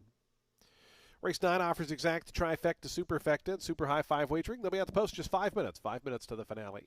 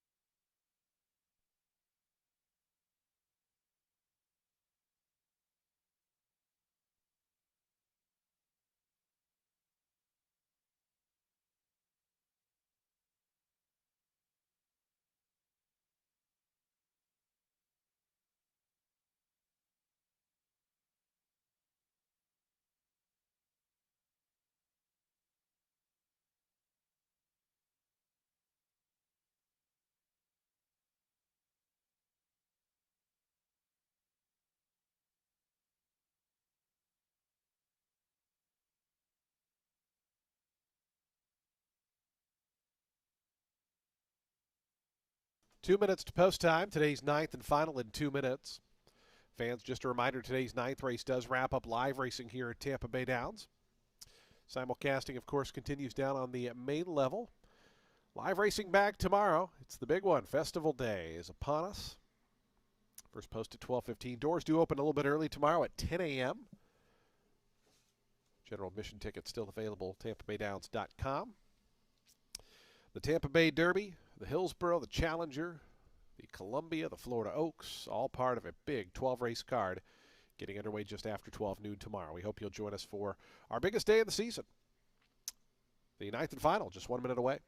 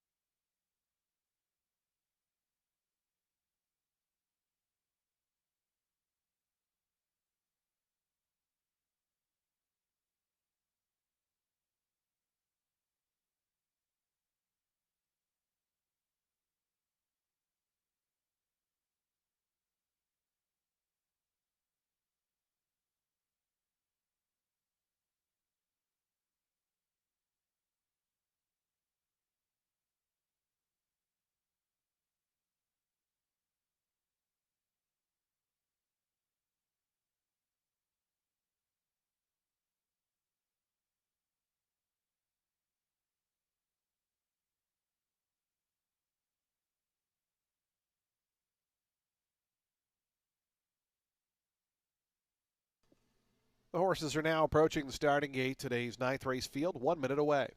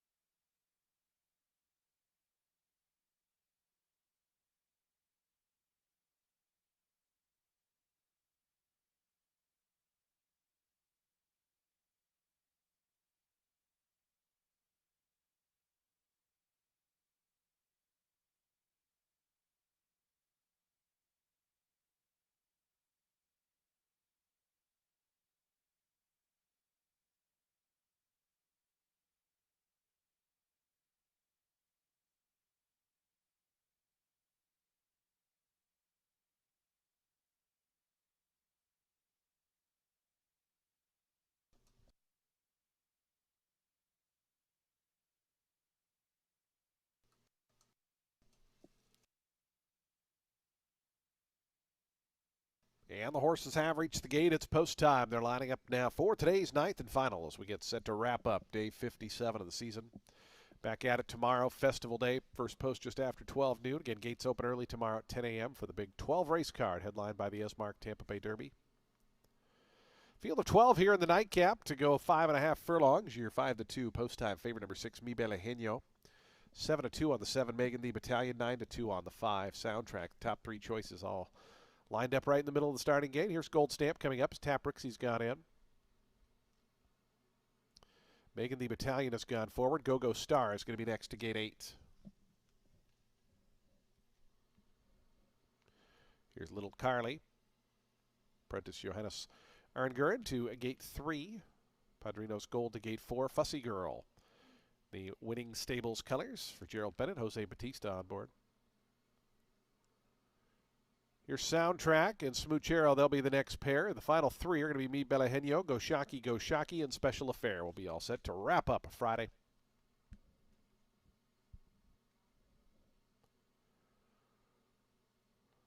Go Shocky going up.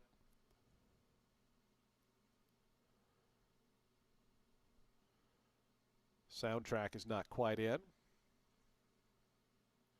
Trying to get that one to head forward. Now starting to inch up. The final 2, Mi Bella Genio and Special Affair will be all set for a start, ready to close the show here on a Friday.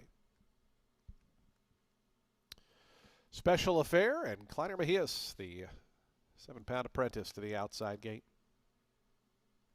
Goes in. They're in the gate.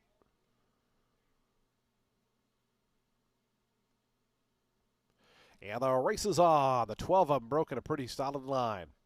Soundtrack in the center, Tap Rixie toward the inside. Megan the Battalion is also quick. It's Megan the Battalion and Tap Rixie. The 2 grays go at it early on. Gold Stamp was out in 3rd. Go Shocky up from the outside with Smoochero. They're 4th and 5th. Soundtrack broke sharply, settles down 6th.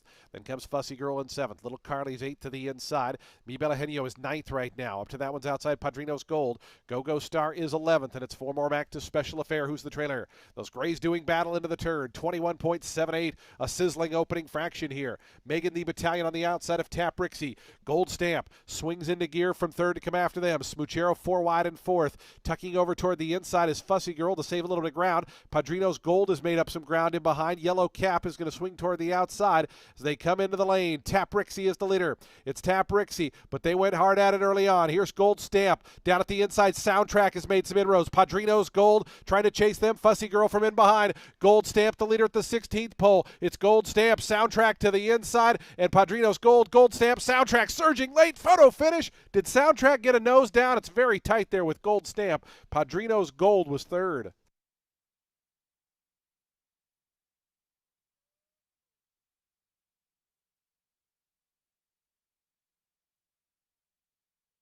Photo finish, 104.70. Take a look at that slow-mo cam coming up, see if we can decipher. That got very close there at the end.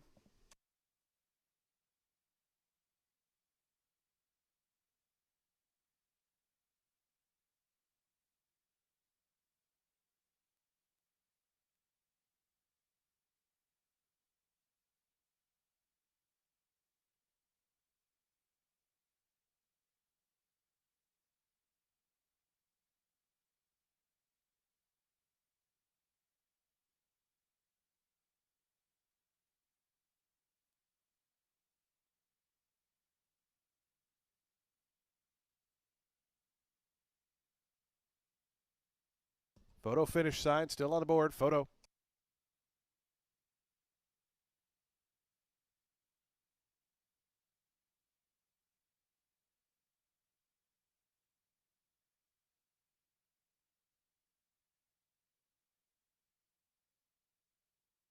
While we await that photo sign, do want to let you know there is an objection. The rider of the number 6, Mi Bella Genio, alleging interference against the 5, Soundtrack, alleging interference at the half-mile pole. Please hold all tickets. 6 against 5 at the half-mile pole.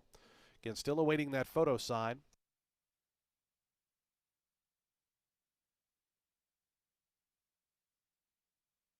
The photo posted, number 5, Soundtrack, the unofficial winner. But again, this race now subject to an objection. 6 against 5. It does affect the unofficial winner. 5, 2, 4, 9, and 6. Again, the 6 against the 5, claiming interference at the half-mile pole down the back stretch.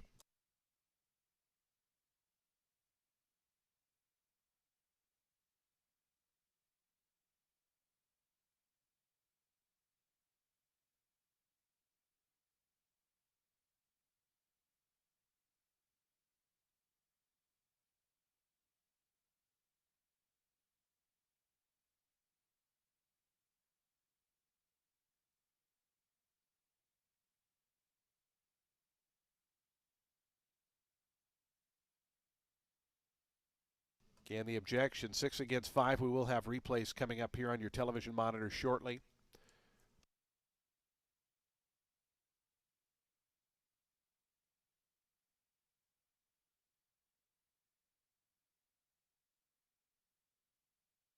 Again, looking at the 5 and the 6. The 5 there in the green cap in the center of the field. The 6 is in the yellow colors, black cap.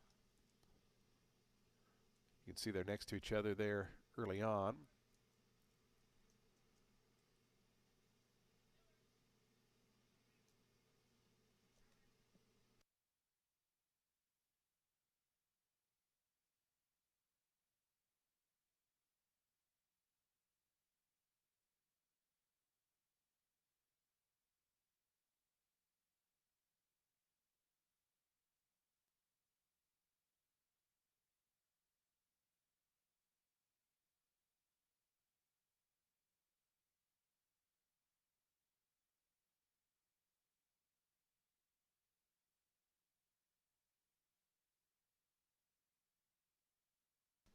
No change to the order of finish. No change. Results will stand as is. No change.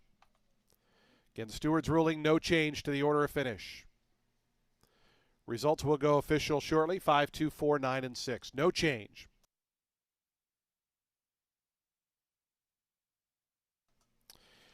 Here's your winner, Soundtrack. 5-year-old dark Bear Brown mare by Union Rags out of Party Goer, was bred in Kentucky by Gary and Mary West Stables Incorporated.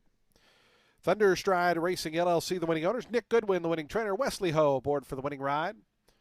As Soundtrack up the inside to get up in the final jump to win today's 9th and final.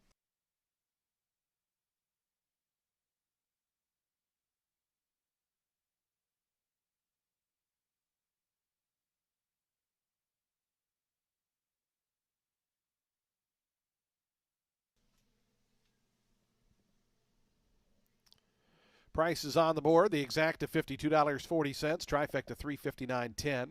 Dime Super $506.04. Daily Double $12.80. Pick 3 $49.95. Late pick 4 $82.90. And the late pick 5 $137.80. 6 out of 6 in the Ultimate 6 gets you $112.68. Nobody had the super high 5, so we'll have a carryover to the first race tomorrow of $1,353. Tomorrow is Festival Day. We look forward to seeing you back for a big 12-race card. Gets underway just after 12 noon. Gates open at 10 a.m. tomorrow. Simulcasting continues right now downstairs on the main line. Of course, poker at Silk's Poker Room on the 3rd floor of our facility. When you drive home, please do so safely and get handicapped and get your rest. Big day tomorrow, Festival Day, the Tampa Bay Derby. Good night, everyone. From Tampa.